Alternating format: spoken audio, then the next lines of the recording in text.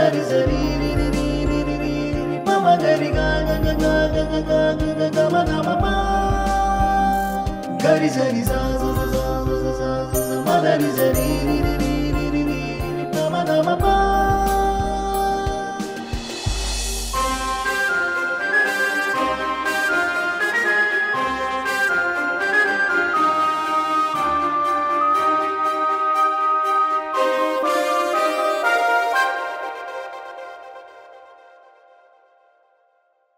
ಚಂದನ ವಾಹಿನಿಯ ಸಮಸ್ತ ವೀಕ್ಷಕರಿಗೂ ತಾರೆಯರ ಅಂತರಾಳದ ಮಾತುಗಳನ್ನು ಕೇಳುವ ತಾರಾಂತರಂಗ ಕಾರ್ಯಕ್ರಮಕ್ಕೆ ಆತ್ಮೀಯವಾದ ಸ್ವಾಗತ.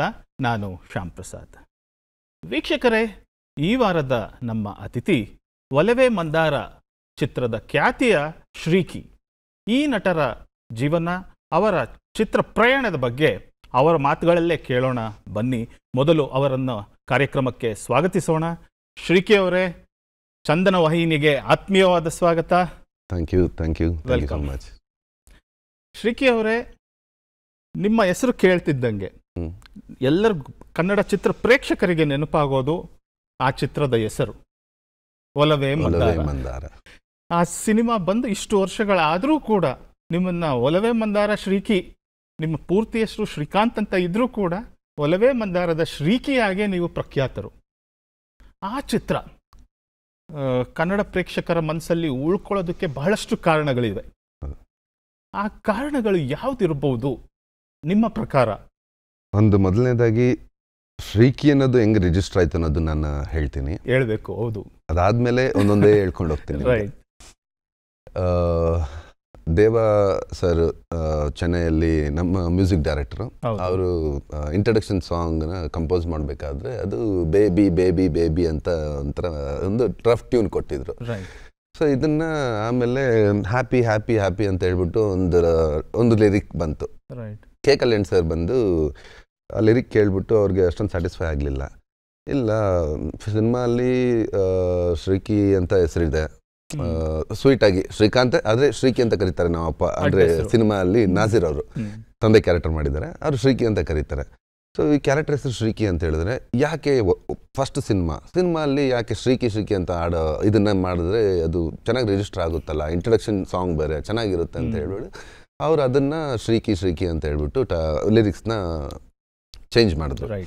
ಸೊ ಆ ಫಸ್ಟ್ ಸಾಂಗಿಂದ ಅದೇನಾಯ್ತು, ಜನರ ಮೈಂಡಿಗೆ ಹಂಗೆ ಕುತ್ಕೊಬಿಡ್ತು. ಓಕೆ, ಶ್ರೀಕಿ ಸಿನಿಮಾಲ್ಲೂ ಶ್ರೀಕಿ, ಹೊರಗಡೆ ಕೂಡ ಶ್ರೀಕಾಂತ್ನ ಶಾರ್ಟ್ ಫಾರ್ಮ್ ಶ್ರೀಕಿ.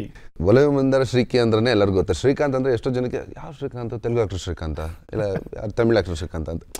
ಶ್ರೀಕಿ ಅಂದ್ರೆ 100% ಪಕ್ಕಾ ಕನ್ನಡದ ಶ್ರೀಕಿ. ಸೊ ಈ ತರ ಹೆಸರು ರಿಜಿಸ್ಟರ್ ಆಯ್ತು.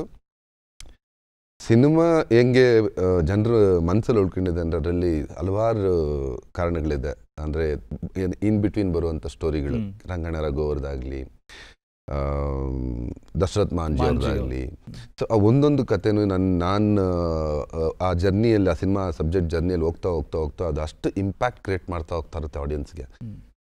ಫಸ್ಟ್ ಟೈಮ್ ನಾನು ಶರಣ್ ಅವರು ಹೇಳಿದಾಗ, ಅಂದರೆ ನನ್ನ ಶರಣ್ ಫ್ರೆಂಡ್ ಕ್ಯಾರೆಕ್ಟರ್ ಶರಣ್ ಮಾಡಿದ್ದಾರೆ. ಸೊ ಅವ್ರು ಬಂದು ಹೇಳಿದಾಗ ನಂಗೆ ರಿಯಲೈಸ್ ಆಗುತ್ತೆ ಸಿನಿಮಾ ಅದಕ್ಕೆ ಅಲ್ಲಿ ತನಕ ಒಂದು ಸಿಟಿ ಹುಡುಗರ ಥರ ಕ್ರಶ್, ಒಂದು ಏನೋ ಒಂದು ಅಫೆಕ್ಷನ್ ಅನ್ನೋ ಥರ, ಇನ್ಫ್ಯಾಕ್ಸೇಷನ್ ಅಂತಾರಲ್ಲ ಆ ಥರದ್ದೇನೋ ಒಂದು ಇದು ಅನ್ಕೊಂಡ ಹತ್ರ ನಾನು ತುಂಬ ಲೈಟಾಗಿ ತೊಗೊಂಡಿರ್ತೀನಿ. ಯಾವಾಗ ಶರಣ್ ಬಂದು ರಿಯಲೈಸ್ ಮಾಡಿಸ್ತಾರೆ, ಏನೋ ಮಾಡ್ತಾ ಇದೆಯಾ ನೀನು, ಆ ಹುಡುಗಿ ಅಷ್ಟು ಇನ್ನೋಸೆಂಟು, ಅಂಥ ಹುಡುಗಿಗೂ ಮೋಸ ಮಾಡ್ತಾ ಇದೆಯಲ್ಲ ನೀನು, ಅವಳಿಗೆ ಅದು ಕಾವೇರಿ ಮೇಲೆ ಪ್ರಾಮಿಸ್ ಮಾಡಿದ್ಯಾ. ನಮಗೆ ಕಾವೇರಿ ಅಂದರೆ ಗೊತ್ತಲ್ಲ ನಿಮಗೆ, ಕರ್ನಾಟಕಕ್ಕೆ ಕಾವೇರಿ ಅಂದರೆ ಒಂದು ದೇವ್ರ ಥರನೇ ನಾವು ಟ್ರೀಟ್ ಮಾಡ್ತೀವಿ. ಸೊ ಕಾವೇರಿ ಮೇಲೆ ಪ್ರಾಮಿಸ್ ಮಾಡಿ ನೀನು ಅಂಥವಳಿಗೂ ನೀನು ಹೋಗಿ ಚೀಟ್ ಮಾಡ್ತಾ ಇದೆಯಾ, ಇದು ಸರಿಯಲ್ಲ ಅಂತ ಹೇಳಿದಾಗ ನನಗೆ ಅಲ್ಲಿ ರಿಯಲೈಸ್ ಆಗುತ್ತೆ. ಆಮೇಲೆ ಅವಳು ಆ ಇನ್ನೋಸೆನ್ಸ್ ಕೂಡ ನನಗೆ ಎಲ್ಲೋ ಒಂದು ಕಡೆ ಕಾಡಕ್ಕೆ ಶುರು ಮಾಡುತ್ತೆ. ಸೊ ಆಗ ಒಂದು ಪಾಯಿಂಟ್ ಆಫ್ ಇದರಲ್ಲಿ ಟ್ರೈನ್ ಮಿಸ್ ಮಾಡ್ಕೊಂಡು ಬರಬೇಕಾದ್ರೆ ರಂಗಣ್ಣ ರಘು ಸರ್ ಅವ್ರ ಕ್ಯಾರೆಕ್ಟ್ರು ನನಗೆ ದಾರಿಯಲ್ಲಿ ಸಿಗ್ತಾರೆ. ಅವರು ಸಿಕ್ಕಿದಾಗ ಅವರು ಅವ್ರ ಜರ್ನಿ ಬಗ್ಗೆ ಹೇಳ್ತಾರೆ. ಏನಕ್ಕೆ ಅವರು ಕಾಶಿಗೆ ಹೋಗ್ತಾ ಇದ್ದಾರೆ, ಅವರು ಪ್ರಾಮಿಸ್ ಮಾಡಿರ್ತಾರೆ ಅವರ ವೈಫ್ಗೆ, ವೀಣಾ ಸುಂದರ್ ಅವ್ರಿಗೆ ಕಾಲಿರಲ್ಲ, ಮಾತು ಬರಲ್ಲ. ಸೊ ಒಂದು ಎತ್ತಿನ ಬಂಡಿ ತಳ್ಕೊಂಡು ಹೋಗೋದು, ಅಂದರೆ ಎತ್ತಿನ ಬಂಡಿ ಇದು ಇರಲ್ಲ, ಸಿಂಗಲ್ ಇರುತ್ತಲ್ಲ, ಅದನ್ನು ಇವರು ಎತ್ಕೊಂಡು ತಳ್ಕೊಂಡು ಹೋಗೋ ಥರ, ಎಳ್ಕೊಂಡು ಹೋಗೋ ಥರದ್ದು ಒಂದು ಸೀನು. ಇಲ್ಲಿಂದ ಕಾಶಿ ತನಕ ಈ ರೋಡಲ್ಲಿ ನಡ್ಕೊಂಡು ಹೋಗ್ತಾರೆ. ಇದಕ್ಕೆ ಮುಂಚೆ ನಾನು ತಮಾಷೆಗೆ ಹೇಳಿರ್ತೀನಿ ಹೀರೋಯಿನ್ಗೆ, ಮೇ ದೊಡ್ಡ ದೊಡ್ಡಕ್ಕೆ ಅವಂಗ ಪೈದಲ್ ಅವಂಗ ದೊಡ್ಡ ಅವಂಗ ಅಂತ ಅಂದರೆ ಅವ್ರು ಕೇಳಿರ್ತಾರೆ, ನಡ್ಕೊಂಬರೋಕ್ಕಾಗಲ್ಲ, ಅಷ್ಟು ದೂರ ಇದ್ದೀನಿ ನಾನು, ಅದು ಇದು ಅಂತೆಲ್ಲ. ಅಂದರೆ ಅಸ್ಸಾಂ ತುಂಬ ದೂರ. ಅದರಲ್ಲೇನು ತಲೆ ಕೆಡಿಸ್ಕೊಳ್ತೀಯ, ನಾನು ಓಡಾಡಿ ಬರ್ತೀನಿ ಅಂತ ಹೇಳ್ಬಿಟ್ಟು ಒಂದು ಕಾಮಿಡಿಯಾಗಿ ಹೇಳ್ತೀನಿ. ಅವಾಗ ಪ್ರಾಮಿಸ್ ಮಾಡಿಸ್ಕೊಳ್ಳೋದು, ಕಾವೇರಿ ನದಿ ನೀರನ್ನ ಹಿಂಗೆ ತೊಗೊಂಡು ಪ್ರಾಮಿಸ್ ಮಾಡಿಸ್ಕೊಂಡಾಗ ಆ ಪ್ರಾಮಿಸ್ ಮಾಡ್ಕೊಂಡಿರೋದು ಅಲ್ಲಿ ರಿಯಲೈಸ್ ಆಗುತ್ತೆ ನನಗೆ. ಎಲ್ಲ ಒಂದು ಫ್ಲ್ಯಾಶ್ ಬ್ಯಾಕ್ ಹಂಗೆ ಹೋಗ್ತೀನಿ. ಇಷ್ಟು ಇನ್ನೋಸೆಂಟು ಇವರು, ತನ್ನ ಹೆಂಡತಿಗೆ ಕಾಲಿಲ್ಲ, ಮಾತು ಬರಲ್ಲ, ಒಂದೇ ಒಂದು ಆಸೆ ಜೀವನದಲ್ಲಿ ಆ ಕಾಶಿ ವಿಶ್ವನಾಥನ ನೋಡಬೇಕು ಅನ್ನೋ ಒಂದು ಆಸೆನ ತೀರ್ಸೋದಕ್ಕೆ, ಅದನ್ನು ನೆರವೇರಿಸೋದಕ್ಕೆ ಇಲ್ಲಿಂದ ಮಾಡ್ಕೊಂಡು ಹೋಗ್ತಾ ಇರ್ತಾರೆ. ಅವರು ಮಾತಾಡೋ ಒಂದು ರೀತಿ ಇದೆಯಲ್ಲ, ಆ ಪ್ರೀತಿ ಮುಂದೆ ಯಾವುದೂ ದೊಡ್ಡದಲ್ಲ. ಹೆಂಡತಿ ಆಸೆ ನೆರವೇರಿಸ್ಬೇಕು ಅನ್ನೋ ಒಂದು ಆಸೆ ಆ ಒಂದು ಜರ್ನಿಯಲ್ಲಿ ಹೇಳ್ತಾರೆ, ಇಲ್ಲಿಂದ ಹೋದರೆ ಅದು ಯಾವುದೋ ಒಂದು ದೇಶ ಸಿಗುತ್ತೆ, ಅದಾದಮೇಲೆ ಆಂಧ್ರ ಪ್ರದೇಶ, ಅದಾದಮೇಲೆ ಯಾವುದೋ ಒಂದು ಊರು, ಅದಾದಮೇಲೆ ಇದು, ಅಲ್ಲೇ ಕಾಶಿ, ಅಲ್ಲೇ ಇರೋದು ಅಂತ. ಅಂದರೆ ಸಿಂಪಲಾಗಿ ಹೇಳ್ತಾರೆ. ಅಂದರೆ ಎಷ್ಟು ಕಿಲೋಮೀಟರ್ನ ಎಷ್ಟು ಸಿಂಪಲಾಗಿ ಹೇಳ್ತಿದ್ದಾರೆ ಅಂದರೆ, ನಥಿಂಗ್ ಇಸ್ ಬಿಗ್ ಪ್ರೀತಿ ಮುಂದೆ. ಅದನ್ನು ರಿಯಲೈಸ್ ಮಾಡಿಸ್ತಾರೆ. ಸೊ ಅಲ್ಲಿ ನನಗೆ ಆ ಫ್ಲ್ಯಾಶ್ ಬ್ಯಾಕ್ ನೆನಪಾಗುತ್ತೆ. ಓಕೆ, ಇಡೀ ಕಥೆನೇನೆ ಅದೇ ರೀತಿ ಇದೆ. ಹೌದು, ತಮಿಳ್ನಾಡಲ್ಲಿ ಒಂದು ಕಡೆ ಶುರುವಾಗತ್ತೆ, ಅಲ್ಲಿ ಯಾರೋ ನೀವು ಕಾವೇರಿ ನದಿ ನಿಮ್ಮ ಊರಿಂದನೇ ನಮ್ಮೂರಿಗೆ ಬರೋದು ಅಂತ ನಿಮ್ಗೆ ಊಟ ಹಾಕ್ತಾರೆ. ಅಲ್ಲಿಂದ ಒಂದೊಂದೇ ರಾಜ್ಯಗಳನ್ನ.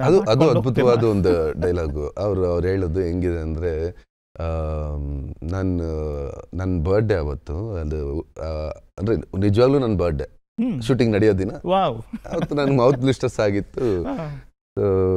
ಅಲ್ಲಿ ಹೆಂಗೆ ಅಂದರೆ, ಅವ್ರ ಗಾಡಿ ಏನೋ ಒಂದು ಸ್ವಲ್ಪ ಅಪ್ಸೈಡ್ ಆಗಿರೋ ಥರ ಇದಾಗಿರುತ್ತೆ, ಎತ್ಕೊಂಡ್ಬಿಟ್ಟಿರುತ್ತೆ. ಆಮೇಲೆ ಅದಕ್ಕೆ ಹೆಲ್ಪ್ ಮಾಡೋ ಥರ ಒಂದು ಸೀನ್ ಇರುತ್ತೆ. ಅಲ್ಲಿ ಅವ್ರು ನನಗೆ ಇಂಟ್ರೊಡ್ಯೂಸ್ ಆಗ್ತಾರೆ. ಸೊ ಹೆಲ್ಪ್ ಮಾಡಿ ಅದನ್ನು ಗಾಡಿಯಲ್ಲೇ ಕೆಳಗೆ ಎಳ್ದುಕೊಟ್ಟು ಇದು ಮಾಡಿದ್ಮೇಲೆ, ನನಗೆ ಹೆಲ್ಪ್ ಮಾಡಿದ್ಯಾ ಬಾಪ, ಒಂದು ಸ್ವಲ್ಪ ಊಟ ಮಾಡ್ಕೊಂಡು ಹೋಗು, ತುಂಬ ದೂರದಿಂದ ಬಂದಂಗಿದೆಯಾ, ಯಾರೋ ಏನೋ ಎಲ್ಲಿಗೆ ಹೋಗ್ತಾರೋ ಗೊತ್ತಿಲ್ಲ ನನಗೆ, ಬಾ ಊಟ ಮಾಡು ಅಂತಾರೆ. ಸೊ ಅಲ್ಲಿ ಆ ಹಳ್ಳಿ ಸೊಗಡು, ಹಳ್ಳಿ ಸ್ಟೈಲಲ್ಲಿ ಆ ರೈತ ತಿನ್ನೋ ಒಂದು ಊಟ ಹೆಂಗಿರುತ್ತೆ, ಗೊಜ್ಜು, ಖಾರ, ಹಸಿಮೆಣಸಿನ್ಕಾಯಿ ಇಸ್ಕೊಂಡು ಅನ್ನದಲ್ಲಿ ತಿನ್ನೋ ಥರದ್ದು ಬಾಯಲ್ಲಿ ಬ್ಲಿಸ್ಟರ್ಸ್. ಸೀನ್ ಪ್ರಕಾರ ನನ್ನ ಕಣ್ಣಲ್ಲಿ ನೀರು ಬರಬೇಕು. ಅವ್ರು ಕೊಟ್ಟಿದ್ದು ಊಟ ನೋಡ್ಬಿಟ್ಟು ಆಟೋಮೆಟಿಕ್ ನ್ಯಾಚುರಲ್ ಆಗಿ ಕಣ್ಣಲ್ಲಿ ನೀರು ಬಂತು. ಸೊ ಅದು ಅದು ತುಂಬ ಅಡ್ವಾಂಟೇಜು ಆಯಿತು. ಪ್ಲಸ್ ಅದು ತುಂಬ ನ್ಯಾಚುರಲ್ ರಿಯಲಿಸ್ಟಿಕ್ ಆಗಿ ಬಂತು. ಬಿಕಾಸ್ ಸಂಕಟ ನನಗೆ ಗೊತ್ತು, ಖಾರ ಬಾಯಲ್ಲಿ ಇಟ್ಟಿದ್ದು ನನಗೆ ಅದು ಬರ್ತಿದೆ ಅಂತ. ಬಟ್ ಆಡಿಯನ್ಸ್ ಪಾಯಿಂಟ್ ಅಲ್ಲಿ ಪರ್ಫಾರ್ಮೆನ್ಸು ಸಕ್ಕದಾಗಿದೆ. ಆ ಥರ ಒಂದು ಸೀನ್. ಅಲ್ಲಿ ಅವ್ರು ಹೇಳ್ತಾರೆ, ನಾನು ತುಂಬ ಥ್ಯಾಂಕ್ಸ್ ನನಗೆ ಊಟ ಕೊಟ್ಟಿದ್ದಕ್ಕೆ ಅಂತೀನಿ. ಇದರಲ್ಲೇನಿದೆಯಪ್ಪ, ಉಂಗ ನೀರು ಹೆಂಗ ಬೇರ್ವೆ ಇದ್ಲಾದ ನಮ್ಮಳಿಗೂ ಸೋರು ಅಂತಾರೆ. ಅಂದರೆ ನಿಮ್ಮ ನೀರು, ನಮ್ಮ ಬೆವರು, ಇದರಲ್ಲೇ ನಮಗೆ ಊಟ, ಇವೆರಡೂ ಸೇರಿದ್ರೆ ನಮ್ಗೆ ಊಟ. ಎಷ್ಟು ಸಿಂಪಲ್ ಆಗಿ ಎರಡು ರಾಜ್ಯಗಳ ಇದನ್ನ, ಒಂದು ಕಾವೇರಿ ಇಶ್ಯೂನ ಒಂದೇ ಲೈನಲ್ಲಿ ನಾವು ಅದನ್ನ ನರೇಟ್ ಮಾಡಿದೀವಿ. ಸೊ ಆ ರೀತಿಯ ಹಲವಾರು ವಿಷಯಗಳು ಈ ಸಿನಿಮಾನಲ್ಲಿದೆ. ನೀವು ಒಂದೊಂದು ರಾಜ್ಯ ದಾಟ್ಕೊಂಡು ಹೋದಾಗ್ಲೂ ಪ್ರೀತಿಯ ಒಂದೊಂದು ಮಜಲನ್ನ ತೋರಿಸ್ಕೊಂಡು ಹೋಗ್ತೀರಾ, ಮತ್ತೆ ಮಾನವೀಯತೆಯ ಒಂದೊಂದು ಮಜಲನ್ನು ಪರಿಚಯ ಮಾಡ್ಕೊಳ್ತಾ ಹೋಗ್ತೀರಾ. ಅದ್ಭುತವಾದ ಒಂದು ಸ್ಕ್ರೀನ್ ಪ್ಲೇ ಇತ್ತು ಸಿನಿಮಾನಲ್ಲಿ. ಮತ್ತೆ ದಶರಥ್ ಮಾಂಜಿ ಇದು ಬಂದು ಅದು ಯಾರಿಗೂ ಗೊತ್ತಿರಲಿಲ್ಲ. ಬಿಹಾರಲ್ಲಿ ಬೆಟ್ಟನ ಕಡ್ದು ತನ್ನ ಹೆಂಡತಿ ಅಲ್ಲಿಂದ ಬಿದ್ದು ಊಟ ತಗೊಂಡ್ಬರ್ಬೇಕಾದ್ರೆ ಬಿದ್ದು ತೀರ್ಕೊಳ್ತಾರೆ ಅನ್ನೋ ಒಂದೇ ಒಂದು ದ್ವೇಷಕ್ಕೆ, ಕೋಪಕ್ಕೆ ಇಡೀ ಬೆಟ್ಟನ ಕಡಿದು ಒಂದು ರೋಡ್ ಮಾಡಿ. ಇವತ್ತಲ್ಲಿ ನಾನು ರೀಸೆಂಟಾಗಿ ಯಾರೋ ಹೇಳಿದ್ರು, ಅಲ್ಲಿ ಟಾರ್ ಹಾಕಿದಾರಂತ. ಅದಕ್ಕೆ ಮುಂಚೆ ರೋಡೇ ಇರಲಿಲ್ಲ. 75 ಕಿಲೋಮೀಟರ್ ಬಳಸ್ಕೊಂಡು ಹೋಗ್ಬೇಕಾಯ್ತು. ಹಿಂದೆ ಇರೋ ಊರಿಗೆ ಹೋಗ್ಬೇಕು ಅಂದ್ರೆ, ಇಲ್ಲ ಬೆಟ್ಟ ಹತ್ತಿ ಹೋಗ್ಬೇಕು. ಇವ್ರು ಬೆಟ್ಟ ಕಡಿದಕ್ಕೋಸ್ಕರ 1 ಕಿಲೋಮೀಟರ್ ರೆಡ್ಯೂಸ್ ಆಯ್ತು, 75 ಕಿಲೋಮೀಟರ್ಸ್ ಡಿಸ್ಟೆನ್ಸ್.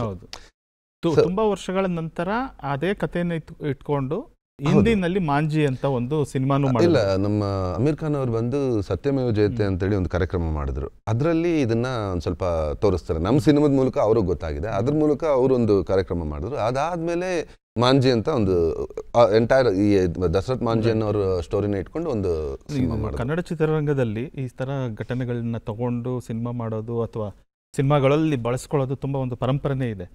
ಮಾಂಜಿಯ ಕ್ಯಾರೆಕ್ಟರನ್ನು ಉಪಯೋಗಿಸಿದಂಥ ಸಿನಿಮಾ ನಿಮ್ಮದೊಂದಿದೆ, ಒಲವೇ ಮಂದಾರ. ಅದಕ್ಕಿಂತ ಮುಂಚೆ ಕನ್ನಡದಲ್ಲೇ ಅದರಿಂದ ಇನ್ಸ್ಪೈರ್ ಆದಂಥ ಒಂದು ಕ್ಯಾರೆಕ್ಟರ್ ಇತ್ತು, ಭೂಮಿ ತಾಯಿಯ ಚೊಚ್ಚಲ ಮಗ. ಕೇಳಿದ್ದೀನಿ. ಶಿವರಾಜ್ ಕುಮಾರ್ ಮತ್ತು ರಮೇಶ್ ಅರವಿಂದ್ ಅವರು ನಟನೆಯ ಚಿತ್ರ, ಮತ್ತು ನಮ್ಮ ರಾಜೇಂದ್ರ ಸಿಂಗ್ ಬಾಬು ಅವರು ಮಾಡಿದಂಥ ನಿರ್ದೇಶನ ಮಾಡಿದಂಥ ಸಿನಿಮಾ. ಅದರಲ್ಲಿ ಸೀದಾ ಇದೇ ಕ್ಯಾರೆಕ್ಟರ್ನ ತಗೊಂಡಿಲ್ಲ, ಆ ರೀತಿಯ ಒಂದು ಕ್ಯಾರೆಕ್ಟರು ಅಲ್ಲಿ ಅವನು ಬೆಟ್ಟ ಕಡ್ದು ರೋಡ್ ಮಾಡ್ತಾನೆ, ಇಲ್ಲಿ ಇವನು ಬೆಟ್ಟ ಹೊಡೆದು ಡ್ಯಾಮ್ ಕಟ್ಟಕ್ಕೆ ಟ್ರೈ ಮಾಡ್ತಿರ್ತಾನೆ ಒಬ್ಬನೇ. ಓಕೆ ಓಕೆ ಆ ರೀತಿಯಾಗಿ. ಆದರೆ ನಿಮ್ಮ ಸಿನಿಮಾನಲ್ಲಿ ಇದೊಂದು ಘಟನೆ ಮಾತ್ರ ಅಲ್ಲ, ಹಲವಾರು ಘಟನೆಗಳಿತ್ತು. ಅಲ್ಲ, ಇದೆಲ್ಲ ರಿಯಲ್ ಇನ್ಸಿಡೆಂಟ್ಸ್ ಆಗಿರೋದು, ನಿಜವಾಗ್ಲೂ ನಡೆದಿರೋಂಥ ಒಂದು. ಈಗ ತಾಜ್ ಮಹಲ್ ದುಡ್ಡಿದ್ದಂಥವ್ರು ಯಾರು ಬೇಕಾದರೂ ತಾಜ್ ಮಹಲ್ ಕಟ್ಬೋದು, ಅದಕ್ಕಿಂತ ದೊಡ್ಡದು ಕಟ್ಬೋದು, ಏನು ಬೇಕಾದ್ರೂ ಮಾಡ್ಬೋದು. ಆದರೆ ಒಬ್ಬ ಬಡವ ಇದ್ಕೊಂಡು ಅವನ ಹೆಂಡ್ತಿಗಾಗಿರೋದು ಬೇರೆ ಯಾರಿಗೂ ಆಗಬಾರ್ದು ಆ ಥರ ನೋವು ಅನ್ನೋದನ್ನ ಮಾಡ್ತಾರಲ್ಲ, ಅದು ಒಂದು ಪ್ರೀತಿ. ಅಷ್ಟು ಪ್ರೀತಿ ಇದ್ರೇನೆ ಆ ಥರದ್ದೊಂದು ಮಾಡೋದು. ಸತತವಾಗಿ ಒಂದು 22 ವರ್ಷನೋ 23 ಸಮಥಿಂಗ್. ಹೌದು, ಸುಮಾರು ಜನ ಊರಲ್ಲಿ ಬೈಕೊಳ್ತಿದ್ರಂತೆ, ಮೆಂಟ್ಲಾಗ್ಬಿಟ್ಟಿದ್ದಾನೆ, ಹುಚ್ಚ ಆಗ್ಬಿಟ್ಟಿದ್ದಾನೆ, ಇಷ್ಟು ದೊಡ್ಡ ಪರ್ವತ ನೀವು ಹೊಡೆಯೋಕ್ಕಾಗುತ್ತಾ ಅಂತೆಲ್ಲ. ಬಿಡಲಿಲ್ಲ, ಕೊನೆಗೂ ಒಡೆದಲ್ಲಿ ದಾರಿ ಮಾಡೋ ತನಕ ಅದನ್ನ ಬಿಡಲಿಲ್ಲ. ಅದೇ ರೀತಿ ನಿಮ್ಮ ಸಿನಿಮಾ ಡೆಬ್ಯೂ ಸಿನಿಮಾ ಕೂಡ ಒಂದು ದೊಡ್ಡ ಸಾಧನೆ ಮಾಡ್ತು. ಎಲ್ಲ ಕ್ರಿಟಿಕ್ಸ್ ಕೈಯಲ್ಲಿ ಹೊಗಳಿಸ್ಕೊಳ್ತು, ಪ್ರೇಕ್ಷಕರ ಕೈಯಲ್ಲಿ ಚಪ್ಪಾಳೆ ತಟ್ಟಿಸ್ಕೊಂತು. ನೀವು ಇನ್ನೇನು ಡೆಬ್ಯೂ ಫಿಲಮ್ ಅಲ್ಲೇನೆ ಒಬ್ಬ ಸ್ಟಾರ್ ಆಗೋ ಲಕ್ಷಣ ಕಾಣಿಸ್ತಾ ಇದೆ ಅಂತ ಕನ್ನಡ ಚಿತ್ರರಂಗಕ್ಕೆ ಅನ್ಸಕ್ಕೆ ಶುರು ಆಯಿತು. ಈ ಸಿನಿಮಾದ ಬಗ್ಗೆ ಪರ್ಟಿಕ್ಯುಲರ್ ಆಗಿ ಮಾತಾಡೋದಕ್ಕೆ, ಈ ಸಿನಿಮಾದಲ್ಲಿ ಒಬ್ರದ್ದು ಬೈಟ್ಸ್ ತಗೊಂಡಿದ್ದೀವಿ, ಯಾರ್ದಿರ್ಬೋದು ಗೊತ್ತಾ? ನಮ್ಮ ಡೈರೆಕ್ಟ್ರ. ಆಬ್ವಿಯಸ್ಲಿ. ಈಗ ಆ ಸಿನಿಮಾದ ಕ್ಯಾಪ್ಟನ್ ಜಯತೀರ್ಥ ಅವರು ಆ ಸಿನಿಮಾದ ಬಗ್ಗೆ ಮತ್ತು ಶ್ರೀಕಿ ಅವ್ರ ಬಗ್ಗೆ ಏನು ಹೇಳಿದ್ದಾರೆ ಅಂತ ಕೇಳೋಣ, ಮತ್ತೆ ನಂತರ ನಮ್ಮ ಮಾತುಕತೆ ಮುಂದುವರಿಸೋಣ. ಹಾಯ್ ಶ್ರೀಕಾಂತ್, ಹೇಗಿದೆಯಪ್ಪ? ನಿನ್ನ ಕುಟುಂಬ ಚೆನ್ನಾಗಿದೆ ಅಂತ ಭಾವಿಸ್ತೀನಿ. ನಿನ್ನನ್ನು ನಾನು ಯಾವಾಗಲೂ ನೆನಪಿಸ್ಕೊಳ್ಳೋದು ಹೇಗೆ ಗೊತ್ತಪ್ಪ? ನನ್ನ ಕನಸುಗಳಿಗೆ, ನನ್ನ ಭಾವನೆಗಳಿಗೆ ಮೊದಲು ಆಕಾರ ಆದಂಥ ಒಬ್ಬ ನಟ ನೀನು, ಅದು ದೊಡ್ಡ ಪರದೆ ಮೇಲೆ. ಬೀದಿ ನಾಟಕದಲ್ಲಿ ಸಾವಿರಾರು ಜನ ಇದ್ದರು, ಆದರೆ ದೊಡ್ಡ ಪರದೆಯ ಮೇಲೆ ಒಬ್ಬ ನಾಯಕ ನಟನಾಗಿ ನನ್ನ ಆಲೋಚನೆಗೆ ಒಂದು ಆಕಾರವಾದಂತಹ ವ್ಯಕ್ತಿ ನೀನು. ಸೊ ಹಾಗಾಗಿ ನಿನ್ನನ್ನು ನಾನು ಮರೆಯೋಕ್ಕಾಗಲ್ಲ. ಮತ್ತು ಮುಖ್ಯವಾಗಿ ಬಹಳ ದೊಡ್ಡ ಸಾಹಸ ಮಾಡಿದ್ವಿ ಆಗಿನ ಕಾಲಕ್ಕೆ ನಾವು, ಒಲವೇ ಮಂದಾರದ ಮೂಲಕ. ಒಲವೇ ಮಂದಾರ ಇಡೀ ಚಿತ್ರರಂಗದಲ್ಲಿ ಒಂದು ತಿರುಗು ನೋಡುವಂತಹ ಒಂದು ಸಿನಿಮಾವಾಗಿತ್ತು. ಆಗ ಎಲ್ಲರೂ ಅದರ ಬಗ್ಗೆ ಮಾತಾಡಿದರು.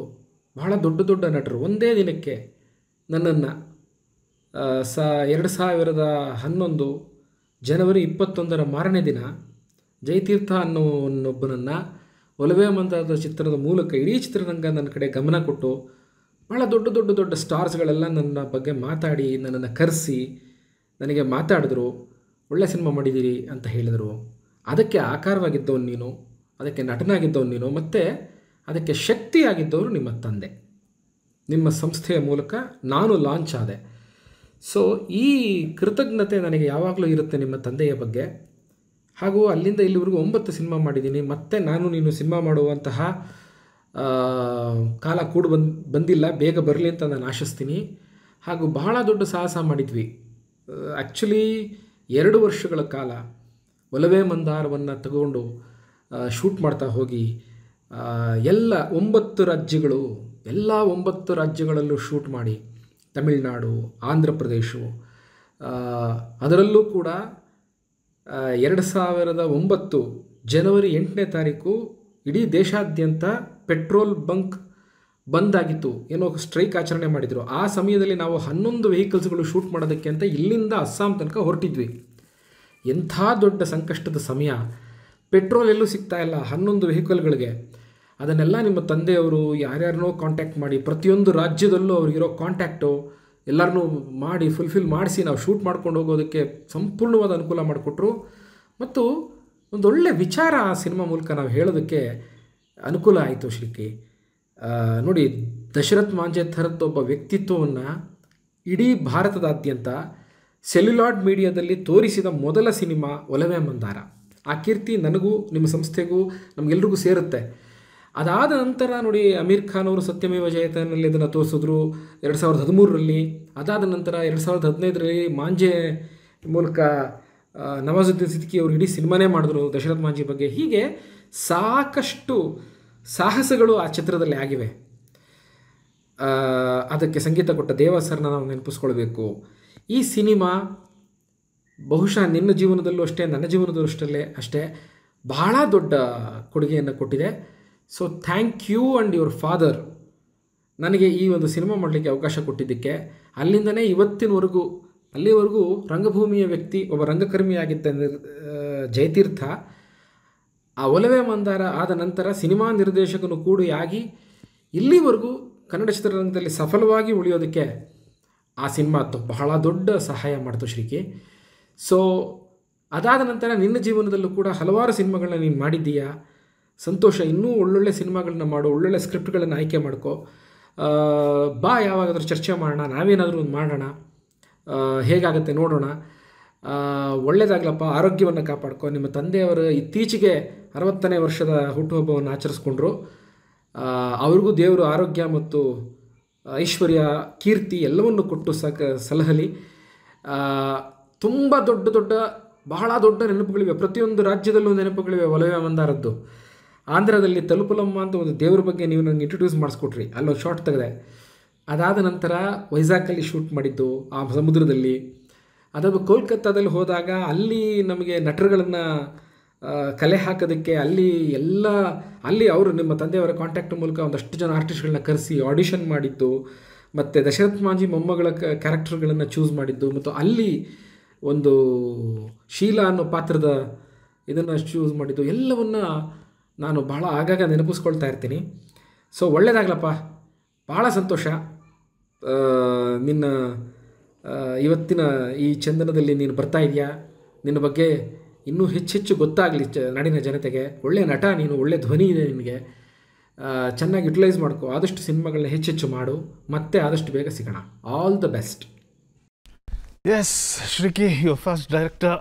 ಅವ್ರದ್ದು ಡೆಬ್ಯೂ ಕೂಡ ಆ ಸಿನಿಮಾ. ಅವರು ರಂಗಕರ್ಮಿಯಾಗಿದ್ದರು. ಬೀದಿ ನಾಟಕಗಳನ್ನ ತುಂಬ ಮಾಡಿಸ್ತಾ ಇದ್ರು. ಸಿನಿಮಾಗೆ ಪ್ರವೇಶ ಪಡೆದಿದ್ದು ಅವರು ನೆನೆಸ್ಕೊಂಡಿದ್ದು ಒಂದು ಮಾತು ನಿಮ್ಮ ತಂದೆಯವರ ಬಗ್ಗೆ. ಈ ಒಲವೇ ಮಂದಾರ ಚಿತ್ರದ ಪ್ರೊಡ್ಯೂಸರ್ ಕೂಡ ಅವರೇನೇನೆ. ಸೊ ಹೊಸ ಡೈರೆಕ್ಟರ್ ಕೈಲಿ ಮಗನ ಭವಿಷ್ಯನ ಕೊಟ್ಬಿಟ್ರು. ಹೇಗಾಯ್ತದು? ತುಂಬ ಒಂದು ದೊಡ್ಡ ಜರ್ನಿ ಇದು.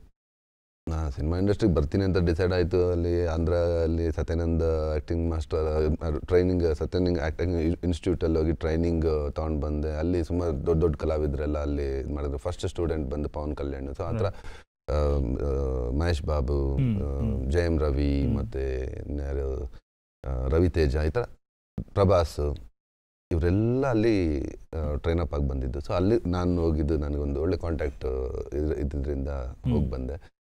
ಸೊ ಅಲ್ಲಿಂದ ಬಂದ ಮೇಲೆ ನಮಗೆ ಇಲ್ಲಿ ಕತೆಗಳು ಕೇಳೋದು ಒಂದು ದೊಡ್ಡ ಟಾಸ್ಕ್ ಆಯಿತು. ಸೊ ಕತೆಗಳು ಕೇಳಬೇಕಾದ್ರೆ ಸುಮಾರು ಡೈಲಿ ಅದೇ ಕೆಲಸ. ಅಪ್ಪದು, ಆಮೇಲೆ ಅಪ್ಪ ಫ್ರೆಂಡ್ ಸಂಪತ್ ಅಂತಿದ್ದಾರೆ, ಅವರಿಬ್ಬರದ್ದು ಇದೇ ಕೆಲಸ. ಹೋಗಿ ಕತೆ ಕೇಳೋದು, ಕೇಳಿ ಒಂದು 4-5 ಸಬ್ಜೆಕ್ಟ್ ಫೈನಲ್ ಮಾಡಿಟ್ಕೊಂಡ್ವಿ. ಅದರಲ್ಲಿ ಒಂದು ಕಾಂಟ್ಯಾಕ್ಟ್ರು ಜಯತೀರ್ಥ ಸರ್ ಬಂದರು.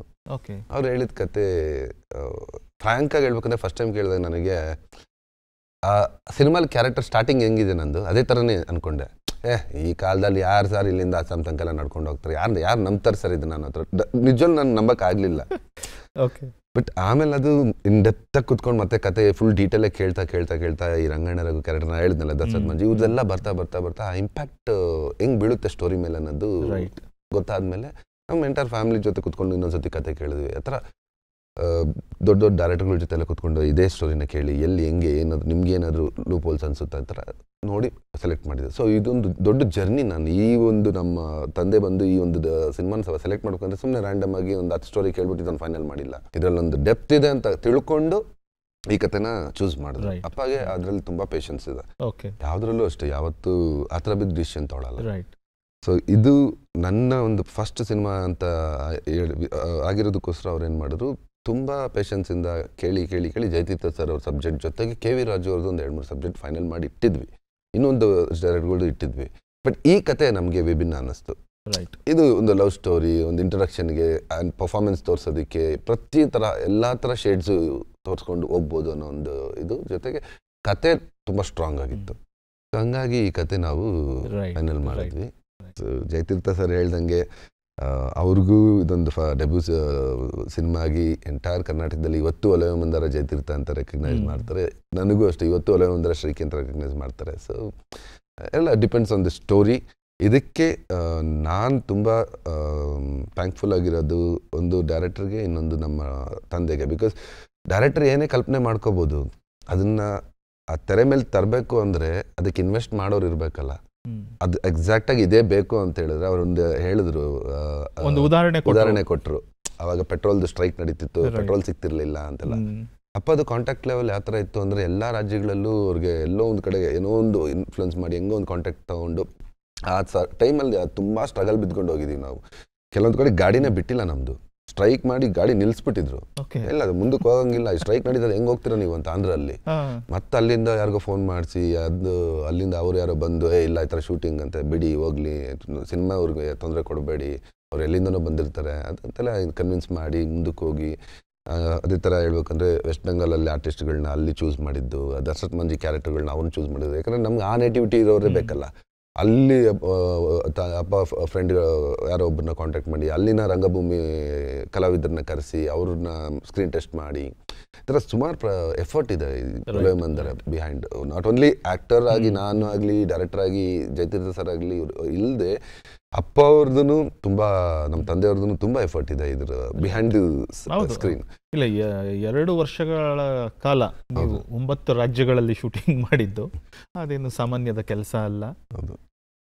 ಅದರ ಜೊತೆಗೆ ಶ್ರೀಕಿ ಅವರೇ, ನಿಮ್ಮ ತಂದೆಯವ್ರ ಬಗ್ಗೆ ಹೇಳಿದ್ರಿ, ಅವರು ನಿಮ್ಮ ಆಸೆಗಳನ್ನ ಪೂರೈಸ್ಕೊಂಡು ಬಂದಿದ್ದಾರೆ. ಸಿನಿಮಾ ಮಾತ್ರ ಅಲ್ಲ, ನೀವು ಸಿನಿಮಾಗಿಂತ ಮುಂಚೆ ಜಯತೀರ್ಥ ಅವ್ರ ಕೈಲಿ ಸಿಗೋದಕ್ಕಿಂತ ಮುಂಚೆ ಕೂಡ ಕಲೆನಲ್ಲಿ ಆಸಕ್ತಿ ಬೆಳೆಸ್ಕೊಂಡಿದ್ರಿ. ಹೌದು. ಸೊ ಈಗಲೂ ಕೂಡ you are a very good artist. ಹೌದು. ಆ ಆಸೆ ಮತ್ತೆ ಆ ಕಲಿಕೆ ಎಲ್ಲಿಂದ ಶುರು ಆಯಿತು, ಹೇಗಾಯಿತು? BK ವರ್ಮಾ, ಎಸ್, ನಮ್ಮ ನಾಡಿನ ತುಂಬ ದೊಡ್ಡ ಕಲಾವಿದರು, ನನ್ನ ಗುರುಗಳು. ಇವತ್ತು ನಾನು ಇಂಡಸ್ಟ್ರಿಗೆ ಬರಬೇಕು ಅಂದರೆ ಅವರಿಂದನೇ. ರೈಟ್. ಅದು ಏನಕ್ಕೆ ಅಂತ ಹೇಳ್ತೀನಿ. ಈ 9th ಸ್ಟ್ಯಾಂಡರ್ಡು 8th ಸ್ಟ್ಯಾಂಡರ್ಡ್ ಈ ಸಮ್ಮರ್ ಹಾಲಿಡೇಸಲ್ಲಿ ತುಂಬ ಬಿಸಿಲಿದ್ದಾಗ ಏನು ಮಾಡ್ತಿದ್ವಿ, ಇಲ್ಲ ಈವ್ನಿಂಗ್ ಟೈಮ್ಸು ನನಗೊಂದು ಅವ್ರದ್ದು ಯಾವುದೋ ಒಂದು ಮ್ಯಾಗ್ಝಿನಲ್ಲಿ ರೆಗ್ಯುಲರಾಗಿ ಒಂದು ಎಪಿಸೋಡ್ಸ್ ಥರ ಬರ್ತಿತ್ತು. ಅದರಲ್ಲಿ ಅವ್ರು ಮಾಡಿದ್ದ ಒಂದು ಪೇಂಟಿಂಗ್ನ ನಾನೇನು ಮಾಡ್ತಿದ್ದೆ, ಅದನ್ನು ಮತ್ತೆ ನಾನು ಪೆನ್ಸಿಲ್ ಸ್ಕೆಚ್ ಮಾಡೋದು, ಏನೋ ಒಂದು ಮಾಡೋದು, ಕಲರಲ್ಲೇ ವಾಟರ್ ಕಲರ್ಸಲ್ಲಿ ಏನೋ ಮಾಡೋಕ್ಕೆ ಹೋಗೋದು, ಈ ಥರದ್ದೆಲ್ಲ ಏನೋ ಮಾಡ್ತಿದ್ದೆ. ಇದೆಲ್ಲ ಮಾಡ್ಬೇಕಾದ್ರೆ ಅಪ್ಪ ನಿಂಗೆ ಅಷ್ಟೊಂದು ಇಂಟ್ರೆಸ್ಟ್ ಏನೋ, ಅದು ನಮ್ಮ ಪುಣ್ಯ BK ವರ್ಮಾ ಅವ್ರು ಬಂದು ನಮ್ಮ ನಾಗವಾರದಲ್ಲೇ ಇದ್ರು ಆಗ. ಸೊ ವಾಕಬಲ್ ಡಿಸ್ಟೆನ್ಸ್ ನಮ್ಮ ಮನೆಗೆ, ಅಪ್ಪಗೆ ತುಂಬ ಕ್ಲೋಸು. ನಾವೆಲ್ಲ ಒಂದೇ, ಅವಾಗೆಲ್ಲ ತುಂಬ ಜನ ಇರಲಿಲ್ಲ, ಪಾಪ್ಯುಲೇಷನ್ ತುಂಬ ಕಡಿಮೆ ಇತ್ತು. ಯಾವ ಇಡೀ ಊರಲ್ಲಿ ಯಾರ್ಯಾರು ಎಲ್ಲೆಲ್ಲಿ ಇದ್ದಾರೆ ಅನ್ನೋ ಎಲ್ರಿಗೂ ಗೊತ್ತಿರ್ತಾ ಇತ್ತು. ಸೊ ಹಂಗಾಗಿ ಏನಾಯಿತು, ಸಮ್ಮರ್ ಹಾಲಿಡೇಸಲ್ಲಿ ಆಯಿತು ನೀನು ಅಂಕಲ್ ಹತ್ರ ಹೋಗು ನಿನ್ನ ಕ್ಲಾಸ್ಗೆ, ನಾನು ಹೇಳ್ತೀನಿ ಅಂತೇಳಿ ಕಳಿಸಿದ್ರು. ಅಲ್ಲಿ ಅಂಕಲ್ ನೋಡ್ಬಿಟ್ಟು ಪರವಾಗಿಲ್ಲ ನೀನು ಚೆನ್ನಾಗಿ ಮಾಡ್ತಿದ್ಯಾ ಅಂತೇಳಿ ಎನ್ಕರೇಜ್ ಮಾಡಿದ್ರು. ಸೊ ಹಂಗೆ ಮಾಡ್ತಾ ಮಾಡ್ತಾ ಸಮ್ಮರ್ ಹಾಲಿಡೇಸಲ್ಲಿ ಅವ್ರ ಜೊತೆ ಅವ್ರು ಇನ್ನೊಂದಷ್ಟು ಟೆಕ್ನಿಕ್ಸ್ ಹೇಳ್ಕೊಟ್ರು, ಹಿಂಗೆ ಮಾಡ್ಬೇಕು ಹಂಗೆ ಮಾಡ್ಬೇಕು ಅಂತೆಲ್ಲ. ಸೊ ಆದಮೇಲೆ ಒಂದಿನ ಅಂಕಲ್ ಕೇಳಿದ್ರು ನನ್ನ, ಏನಕ್ಕೆ ಏನು ಮಾಡಬೇಕು ಅಂದ್ಕೊಂಡಿದ್ಯಾ ಮುಂದಕ್ಕೆ? ನಾನು ಒಂದು ಮೆಕ್ಯಾನಿಕಲ್ ಇಂಜಿನಿಯರು, ಏನೋ ಮನೆಯಲ್ಲೆಲ್ಲ ನಾನು ಒಂದು ಸ್ವಲ್ಪ ಟೆಕ್ನಿಕಲಿ ಸ್ವಲ್ಪ ಎಲ್ಲ ನಾಲೆಡ್ಜ್ ಚೆನ್ನಾಗಿರ್ತಿತ್ತು. ಸೊ ಅದರಿಂದ ಏನು ಅಂದ್ಕೊಂಡೆ, ನಾನು ಮೆಕ್ಯಾನಿಕಲ್ ಏನಾದರೂ ಚೆನ್ನಾಗಿರುತ್ತೆ ಅಂದ್ಕೊಂಡು ನಾನು ಅದನ್ನ ಮೈಂಡಲ್ಲಿ ಇಟ್ಕೊಂಡಿದ್ದೆ. ಮನೇಲೂ ಹಂಗೆ ಅಂತಿದ್ರು, ಇವ್ನು ಮೆಕ್ಯಾನಿಕ್ ಮುದ್ದ ಅಂತೇಳಿ ಯಾವಾಗ ನೋಡಿದ್ರು ರೇಗಿಸ್ತಾ ಇದ್ರು. ಯಾಕಂದರೆ ಏನೇ ಒಂದು ರಿಪೇರಿ ಆಗಲಿ ಫಸ್ಟು ಅದು ರಿಪೇರಿ ಅಂಗಡಿಗೆ ತೊಗೊಳಕ್ಕೆ ಹೋಗಕ್ಕೆ ಮುಂಚೆ ನಾನು ತೊಗೊಂಡು ಸ್ಕ್ರೂ ಎಲ್ಲ ಬಿಚ್ಚಿ ಟೆಸ್ಟಿಂಗ್ ಮಾಡಿ ನನ್ನ ಕೈಲಿ ಆಗಿಲ್ಲ ಅಂದರೆ ಆಮೇಲೆ ತೊಗೊಂಡೋಗಿ ಕೊಡ್ತಿದ್ದೆ ಅದನ್ನ. ಆ ಥರ ಆಗಿದ್ರಿಂದ ಮನೇಲಿ ಹಂಗೆ ಹೇಳ್ತಿದ್ರು, ಇವ್ನು ಮೆಕ್ಯಾನಿಕ್ ಮುದ್ದ, ಎಲ್ಲದರಲ್ಲೂ ಏನು ಕೊಟ್ಟರು ಮಾಡ್ತಾನೆ, ಸೌದೆ ಇಲ್ಲದ್ರಿಂದ ಹಿಡಿದು ಏನು ಎನಿಥಿಂಗ್ ನೀವು ಏನು ಹೇಳಿದ್ರು ಅಂದರೆ ಎಲ್ಲ ಮಾಡ್ತಾ ಇದ್ದೆ. ಸೊ ತಾತ ಹಂಗೆ ನನ್ನ ಟ್ರೈನ್ ಮಾಡಿದ್ರು, ಚಿಕ್ಕ ವಯಸ್ಸಿಂದ ನಮ್ಮ ತಾತ ಆ ಥರ ಟ್ರೈನ್ ಮಾಡ್ಕೊಂಡು ಬಂದಿದ್ರು. ಸೊ ಆಮೇಲೆ ಅಂಕಲ್ಗೆ ಹೇಳಿದ್ದಕ್ಕೆ ಅಂಕಲ್ ಹಂಗಂದ್ರು, ಏನಕ್ಕೆ ಎಲ್ಲರೂ ಇಂಜಿನಿಯರ್ಗಳಾಗ್ತಾರೆ, ಡಾಕ್ಟರ್ ಆಗ್ತಾರೆ, ಲಾಯರ್ ಆಗ್ತಾರೆ, ನೀನು ಏನಕ್ಕೆ ಅದೇ ಫೀಲ್ಡ್ ಚೂಸ್ ಮಾಡ್ತೀಯ? ಕಲಾವಿದ್ರು ಅನ್ನೋದು ತುಂಬ ಕಡಿಮೆ, ನಿನ್ನಲ್ಲಿ ಕಲೆ ಇದೆ, ಆ ಕಲೆನ ಯೂಸ್ ಮಾಡ್ಕೊ ನೀನು ಅಂತೇಳಿ. ನನ್ನ ಮಗನು ಚಿತ್ರಕಲಾ ಪರಿಷತ್ ಓದ್ತಿದ್ದಾನೆ, ಪ್ರದೀಪ್ ವರ್ಮಾ ಅಂತ, ನೀನು ಅಲ್ಲೇ ಓದು ಅಂತ ಹೇಳಿದ್ರು. ಸರಿ ಆಯಿತು, ಅಲ್ಲಿ ಜಾಯಿನ್ ಆದ್ವಿ, ಓದಿದೆ, ಅಲ್ಲೊಂದು 5 years ಕೋರ್ಸ್ ಮಾಡಿದೆ.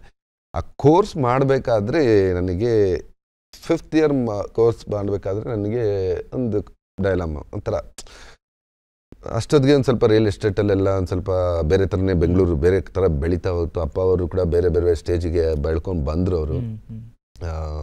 ಸೊ ಈಗ ನನಗೆ ಈಗ ಒಂದು ಟಾಸ್ಕ್ ಏನಂದರೆ, ಆ ಕಡೆ ಮೆಕ್ಯಾನಿಕಲ್ ಓದಿದ್ರೆ ಮೆಕ್ಯಾನಿಕಲ್ ಇಂಜಿನಿಯರ್ ಆಗ್ಬೋದಾಯಿತು, ಈ ಕಡೆ ಪೇಂಟಿಂಗ್ ಚೂಸ್ ಮಾಡಿಬಿಟ್ಟಿದ್ದೀನಿ.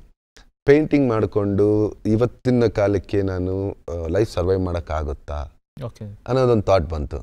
ಇದು ಯಾಕೋ ಬೇಡ, ಪೇಂಟಿಂಗ್ ಮಾಡ್ಕೊಂಡು ಎಕ್ಸಿಬಿಷನ್ಗಳು ಹಾಕ್ಕೊಂಡು ಅದು ಬೇರೆನೇ ಒಂದು ಲೋಕ, ಅದೊಂದು ಪಾರ್ಟ್ ಟೈಮ್ ಥರ ಒಂದು ಹಾಬಿ ನಂದು, ಇಲ್ಲ ಒಂದು ನನಗೊಂದು ಆ ಕಲೆನ ಹಂಗೆ ಇಟ್ಕೊಳ್ಳೋಣ, ಇದ್ರ ಜೊತೆ ಬೇರೆ ಏನಾದರೂ ಮಾಡಬೇಕಲ್ಲ ಅಂತ ಹೇಳಿದಾಗ ಅವ್ರ ಫ್ರೆಂಡ್ ಒಬ್ಬರು ಹಿಂಗೆ ಕೇಳಿದೆ, ಮನೆಗೆ ಬಂದಾಗ ಹೇಳಿದ್ರು, ಒಳ್ಳೆ ಹೈಟ್ ಇದ್ದಾನೆ, ಸ್ಮಾರ್ಟ್ ಆಗಿದ್ದಾನೆ, ಎಷ್ಟೆಲ್ಲ ತುಂಬ ಚೆನ್ನಾಗಿದೆ. ಆಗೆಲ್ಲ ಜಾನ್ ಅಬ್ರಮ್ ಹೇರ್ಸ್ಟೈಲ್, ಆಗ 2000s ಗೊತ್ತಲ್ಲ ನನಗೆ, ಆ ಹೇರ್ ಸ್ಟೈಲ್ನೆಲ್ಲ ಮೇಂಟೈನ್ ಮಾಡಿಕೊಂಡು ಹಂಗೆ ಇದು ಮಾಡ್ಬೇಕಾದ್ರೆ ಅವ್ರು ಹೇಳಿದ್ರು ಒಳ್ಳೆ ಹೈಟ್ ಇದ್ದಾನೆ ಗುಂಜರಾಜ್, ಯಾಕೆ ನೀವು ಇವನ್ನ ಮಾಡ್ಲಿಂಗ್ ಏನಾದರೂ ಮಾಡಿಸ್ಬೋದು ಅಂತ. ನಂದು ಅದು ಒಂದಷ್ಟು ದಿನ ಪ್ರಯತ್ನ ಆಯಿತು.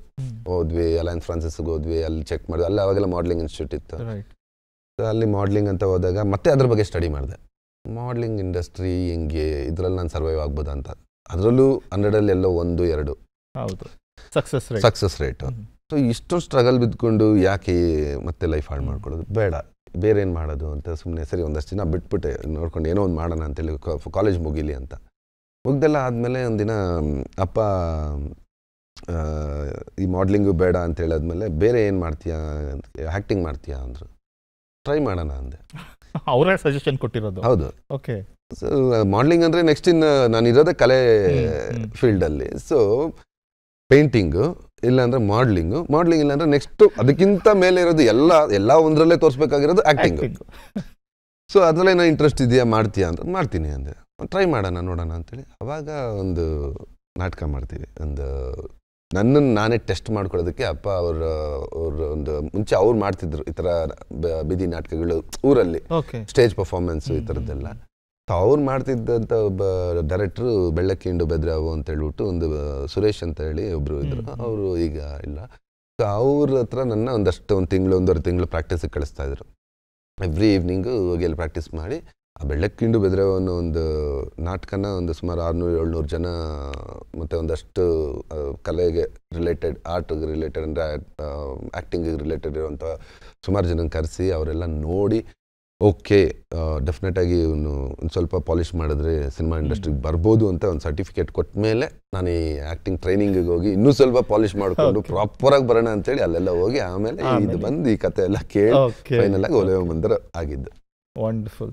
ಸೊ ಈಗ BKS ವರ್ಮಾ ಅವರು ಹೇಳಿದ್ರು ಆರ್ಟ್ ಫೀಲ್ಡಲ್ಲಿರೋ. ಹೌದು. ಸೊ ಮೆಕ್ಯಾನಿಕಲ್ ಇಂಜಿನಿಯರ್ ಆಗಬೇಕಾಗಿದ್ದವನು ಕಲೆ ಬಂದ್ರಿ. ಅಲ್ಲಿಂದ ಮುಂದಕ್ಕೆ ನಿಮ್ಮ ತಂದೆಯವರ ಪ್ರೋತ್ಸಾಹದಿಂದ ನಟರಾದ್ರಿ. ಹೌದು.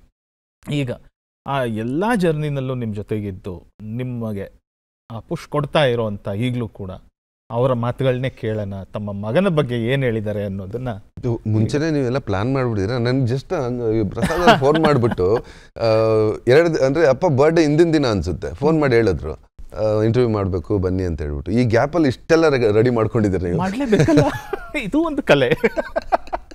Very nice. ಶ್ರೀಕಿ, ನೋಡೋಣ ನಿಮ್ಮ ತಂದೆಯವರು ನಿಮ್ಮ ಬಗ್ಗೆ ಏನು ಹೇಳಿದ್ದಾರೆ, ನಿಮ್ಮ ಕೆಲಸದ ಬಗ್ಗೆ. ನಾನು ಶ್ರೀಕಾಂತ್ ತಂದೆ. ಅವನು ಚಿಕ್ಕ ವಯಸ್ಸಿನಿಂದಲೂ ಆಟಪಾಠಗಳಲ್ಲಿ ತುಂಬ ಆ್ಯಕ್ಟಿವ್ ಇದ್ದ. ಮತ್ತು ಸ್ಕೂಲು ಮತ್ತು ಕಾಲೇಜ್ ದಿನಗಳಲ್ಲಿ ಆ್ಯಕ್ಟಿವ್ ಆಗಿ ಆ್ಯಕ್ಟಿಂಗ್ ಮಾಡ್ತಾಯಿದ್ದ. ಆ ಆ್ಯಕ್ಟಿಂಗ್ನಲ್ಲಿ ಅವನು ರಜನಿಕಾಂತ್ ಸ್ಟೈಲ್ ಆಗಿರ್ಬೋದು, ಡಾಕ್ಟರ್ ರಾಜ್ಕುಮಾರ್ ಸ್ಟೈಲ್ ಆಗಿರ್ಬೋದು, ಅವರ ಡೈಲಾಗ್ಸ್ನ ನೋಡಿ ಅಂದ್ರೆ ನಾವು ತಮಾಷೆಯಾಗಿ ತೊಗೊಳ್ತಾಯಿದ್ವಿ. ತಮಾಷೆಯಾಗಿ ತೊಗೊಳೋದನ್ನು ಈ ಅವ್ರ ಜೊತೇಲಿ ನಮ್ಮ ಕುಟುಂಬದ ಎಲ್ಲ ಸದಸ್ಯರು ಆಟ ಆಡ್ತಾ ಅವರು ಅವನ್ನ ತಮಾಷೆಯಾಗಿ ಆಟ ಆಡಿಸ್ಕೊಂಡು ಅವನ ಹತ್ರ ಡೈಲಾಗ್ ಹೊಡ್ಸೋದು, ರೇಗಿಸೋದು, ಅದು ಇದು ಮಾಡ್ತಾಯಿದ್ರು. ಆಗ ನಾವು ಅದ್ರ ಬಗ್ಗೆ ಅಷ್ಟೇನು ಸೀರಿಯಸ್ಸಾಗಿ ತೊಗೊಂಡಿರಲಿಲ್ಲ. ಹೋಗ್ತಾ ಹೋಗ್ತಾ ಕೆಲವು ದಿನಗಳಲ್ಲಿ ಅವನು ಚಿತ್ರಕಲಾ ಪರಿಷತ್ತಲ್ಲಿ ಕಾಲೇಜ್ ವ್ಯಾಸಂಗ ಮಾಡ್ತಾಯಿದ್ದ. ಅದಾದ ನಂತರ ನಾವು ಯೋಚನೆ ಮಾಡಿ ಅವನಿಗೆ ಒಂದು ನಾಟಕವನ್ನು ಮಾಡಿಸ್ತೀವಿ, ಬೆಳ್ಳಕ್ಕಿ ಇಂಡು ಬೆದ್ರಾವು ಅಂತಬಿಟ್ಟು. ನಮ್ಮ ಗ್ರಾಮದಲ್ಲಿ ನಾನು ಆಗಾಗ ಸುಮಾರು ಜನ ನಮ್ಮ ಸ್ನೇಹಿತರ ಜೊತೆಯಲ್ಲಿ ನಾನು ನಾಟಕ ಪಾತ್ರಧಾರಿಯಾಗಿ ನಾಟಕ ಮಾಡ್ತಾಯಿದ್ದೆ. ಆಗ ನನಗನ್ನಿಸ್ತು, ಇಲ್ಲ ಇವನಿಗೆ ಯಾಕೆ ಆ ಪ್ರಯತ್ನ ಮಾಡಬಾರ್ದು, ಒಂದು ಟ್ರಯಲ್ ನೋಡೋಣ ಅಂತೇಳ್ಬಿಟ್ಟು ಆ ಬೆಳ್ಳಕ್ಕಿ ಇಂಡು ಬೆದ್ರಾವು ನಾಟಕವನ್ನು ಆಡಿಸಿ ಅವನ್ನ ನೋಡಿದೆ. ಸುಮಾರು ಜನ, ಕೆಲವು ಡೈರೆಕ್ಟರ್ಸ್ ಆಗಿರ್ಬೋದು, ಕೆಲವರು ಕಲಾವಿದರಾಗಿರ್ಬೋದು, ಅವರ ಜೊತೆಯಲ್ಲಿ ಅವರೆಲ್ಲ ನಾಟಕವನ್ನು ನೋಡಿ ಅವ್ರ ಜೊತೆಯಲ್ಲಿ ಮಾತಾಡಿದಾಗ ಅವರು ತುಂಬ ಇಂಟ್ರೆಸ್ಟಿಂಗಾಗಿ ಹೇಳಿದ್ರು, ಇಲ್ಲ ಇವನ್ನ ಒಂದು ಹೀರೋ ಮಾಡ್ಬೋದು ನೀವು ಅನ್ನೋಂಥ ನಿಟ್ಟಿನಲ್ಲಿ ನನಗೆ ಸಲಹೆಯನ್ನು ಕೊಟ್ಟರು. ಆಗ ನಾನು ಏನು ಯೋಚನೆ ಮಾಡಿ, ಆಗಿದ್ದರೆ ನೋಡೋಣ, ಪ್ರಯತ್ನ ಮಾಡೋಣ ಅಂತೇಳ್ಬಿಟ್ಟು ನಾನು ಅವನನ್ನು ಒಂದು ಹೀರೋವಾಗಿ ಒಲವೇ ಮಂದಾರ ಸಿನಿಮಾ ಮುಖಾಂತರ ಅವನ್ನು ನಾವು ಚಿತ್ರರಂಗಕ್ಕೆ ಪದಾರ್ಪಣೆ ಮಾಡಿಸ್ತೀವಿ.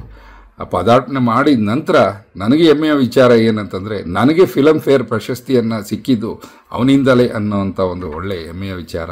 ಮತ್ತು ಅವನು ಅಷ್ಟೇ ಆ ಚಿತ್ರದಲ್ಲಿ ಒಳ್ಳೆ ನಟನೆ ಮಾಡಿ ಒಳ್ಳೆಯ ಹೆಸರನ್ನು ಮಾಡಿಕೊಂಡು ಬಂದ. 9 ರಿಂದ 10 ಸಿನಿಮಾಗಳನ್ನು ಅವನು ನಟನೆ ಮಾಡಿದ್ದಾನೆ. ಮತ್ತು ಮುಂದಿನ ದಿನಗಳಲ್ಲಿ ನಟನೆ ಬೇಡ ಅಂತೇಳ್ಬಿಟ್ಟು ನಾನು ಸ್ಟಾಪ್ ಮಾಡಿದೆ. ಯಾಕೆಂದರೆ ಚಿತ್ರರಂಗ ಜೊತೆಯಲ್ಲಿ ನಿನ್ನ ವ್ಯಾಪಾರನೂ ನೀವು ಮುಂದುವರ್ಸ್ಕೊಂಡು ಹೋಗಬೇಕು ಅನ್ನೋಂಥ ವಿಚಾರವನ್ನು ಮುಂದಿಟ್ಕೊಂಡು ನೀನು ಚಿತ್ರರಂಗ ಸ್ವಲ್ಪ ಬದಿಗಿಟ್ಟು ನೀನು ವ್ಯಾಪಾರವನ್ನು ಸ್ವಲ್ಪ ನನ್ನ ಜೊತೆಲಿ ಜಾಯ್ನ್ ಆಗಬೇಕು ಅಂತೇಳ್ಬಿಟ್ಟು ಕೆಲವು ಹೋಟೆಲ್ಸನ್ನು ಅವನಿಗೆ ಮಾಡಿ ಅದನ್ನು ನಡೆಸೋವಂಥ ಒಂದು ಇನ್ಚಾರ್ಜನ್ನು ಅವನ್ನ ಮಾಡಿದ್ದೀನಿ. ಶ್ರೀಕಿ ಅವರೇ, ತಂದೆಯವರು ನಿಮಗೆ ಚಿತ್ರರಂಗಕ್ಕೆ ಕರ್ಕೊಂಡ್ಬಂದ್ರು, ಅವ್ರಿಗೆ ನೀವು ಫಿಲ್ಮ್ ಫೇರ್ ಪ್ರಶಸ್ತಿ ಕೊಡಿಸ್ಬಿಟ್ರಿ. ಅದು ನಾನು ಕೊಡ್ಸಿದ್ದಲ್ಲ, ಅದು ನಾನು ಹೇಳಿದ್ನಲ್ಲ, ತೆರೆ ಹಿಂದೆ ಏನಾಗಿದೆ ಜನಕ್ಕೆ ಗೊತ್ತಾಗಲ್ಲ. ತೆರೆ ಮೇಲೆ ನಾನು ಮಾಡಿರೋ ಒಂದು ಆ್ಯಕ್ಟಿಂಗು, ಅದು ನಾವು ಡೈರೆಕ್ಟ್ರು, ನಾವು ನನ್ನ ಈ ಪ್ರಾಕ್ಟೀಸ್ಗಳು, ಇದರಿಂದ ನನ್ನ ಮೇ ಬಿ ಕಲೆ ನನ್ನಲ್ಲಿರೋದ್ರಿಂದ ಎಲ್ಲನೂ ಮಿಕ್ಸ್ ಆಗಿ ಬಂದಿದೆ. ನಾನು ಹೇಳಿದ್ದು ಆ ಅವಾರ್ಡ್ ಅವ್ರಿಗೆ ನಾನು ಕೊಟ್ಟಿದ್ದಲ್ಲ, ಅದು ಅವರೇ ತಗೊಂಡಿದ್ದೆ. ಯಾಕಂದರೆ ಅವ್ರು ಚೂಸ್ ಮಾಡಿರೋ ಸಬ್ಜೆಕ್ಟು, ಅವ್ರು ಚೂಸ್ ಮಾಡಿದ್ದಂಥ, ಅವ್ರು ಇನ್ವೆಸ್ಟ್ ಮಾಡಿರೋ ದುಡ್ಡು ಆಗಲಿ, ಟೈಮ್ ಆಗಲಿ, ಪೇಷನ್ಸ್ ಆಗಲಿ, ಪ್ರತಿಯೊಂದು ನಾನು ಹೇಳಿದ್ನಲ್ಲ, ಎಲ್ಲೆಲ್ಲಿ ಏನೇನು ಗಲಾಟೆಗಳಾದ್ರೂ ಹಿಂಗೋ ಮ್ಯಾನೇಜ್ ಮಾಡಿ ನಮಗೆ ಎಲ್ಲೂ ಶೂಟಿಂಗಿಗೆ ಅಡ್ಡಿ ಆಗದೆ ಅವ್ರು ತಗೊಂಡೋಗಿದ್ದು, ಸಿನಿಮಾನ ಪ್ರಾಪರ್ ಟೈಮ್ಗೆ ರಿಲೀಸ್ ಮಾಡಿಸಿದ್ದು. ಸೊ ಈ ಎಲ್ಲ ಎಫರ್ಟು ತೆರೆ ಹಿಂದೆ ಇದೆ. ಅದು ನನ್ನಿಂದ ಅಂತಲ್ಲ, ಅದು ಅವ್ರಿಗೆ ಬರಬೇಕಾಗಿದ್ದು, ಅವ್ರಿಗೆ ಸಿಗಬೇಕಾಗಿದ್ದು ಅವ್ರಿಗೆ ಸಿಕ್ಕಿದೆ. ನನಗೆ ಬರಬೇಕಾಗಿದ್ದು ಡೆಬ್ಯೂ ಆ್ಯಕ್ಟರ್ ಅವಾರ್ಡ್ಗಳು, ಸೈಮಾ ಅವಾರ್ಡಲ್ಲಿ, ಸುವರ್ಣ ಅಲ್ಲಿ ಎಲ್ಲ ಸುಮಾರು ಇದರಲ್ಲಿ ನನಗೂ ಬೆಸ್ಟ್ ಡೆಬ್ಯೂ ಅವಾರ್ಡ್ ಬಂದಿದೆ. ಅದು ನನ್ನ ಪಾತ್ರಕ್ಕೆ ಬಂದಿರೋದು. ಬಟ್ ಬೆಸ್ಟ್ ಫಿಲಮ್ ಅವಾರ್ಡ್ ಬಂದು ಅದು ಅವ್ರದ್ದು, ಅವ್ರ ಪರಿಶ್ರಮಕ್ಕೆ ಸಿಕ್ಕಿರೋದು, ಅದು ನಂದಲ್ಲ. ಬಹಳ ಸಂತೋಷ.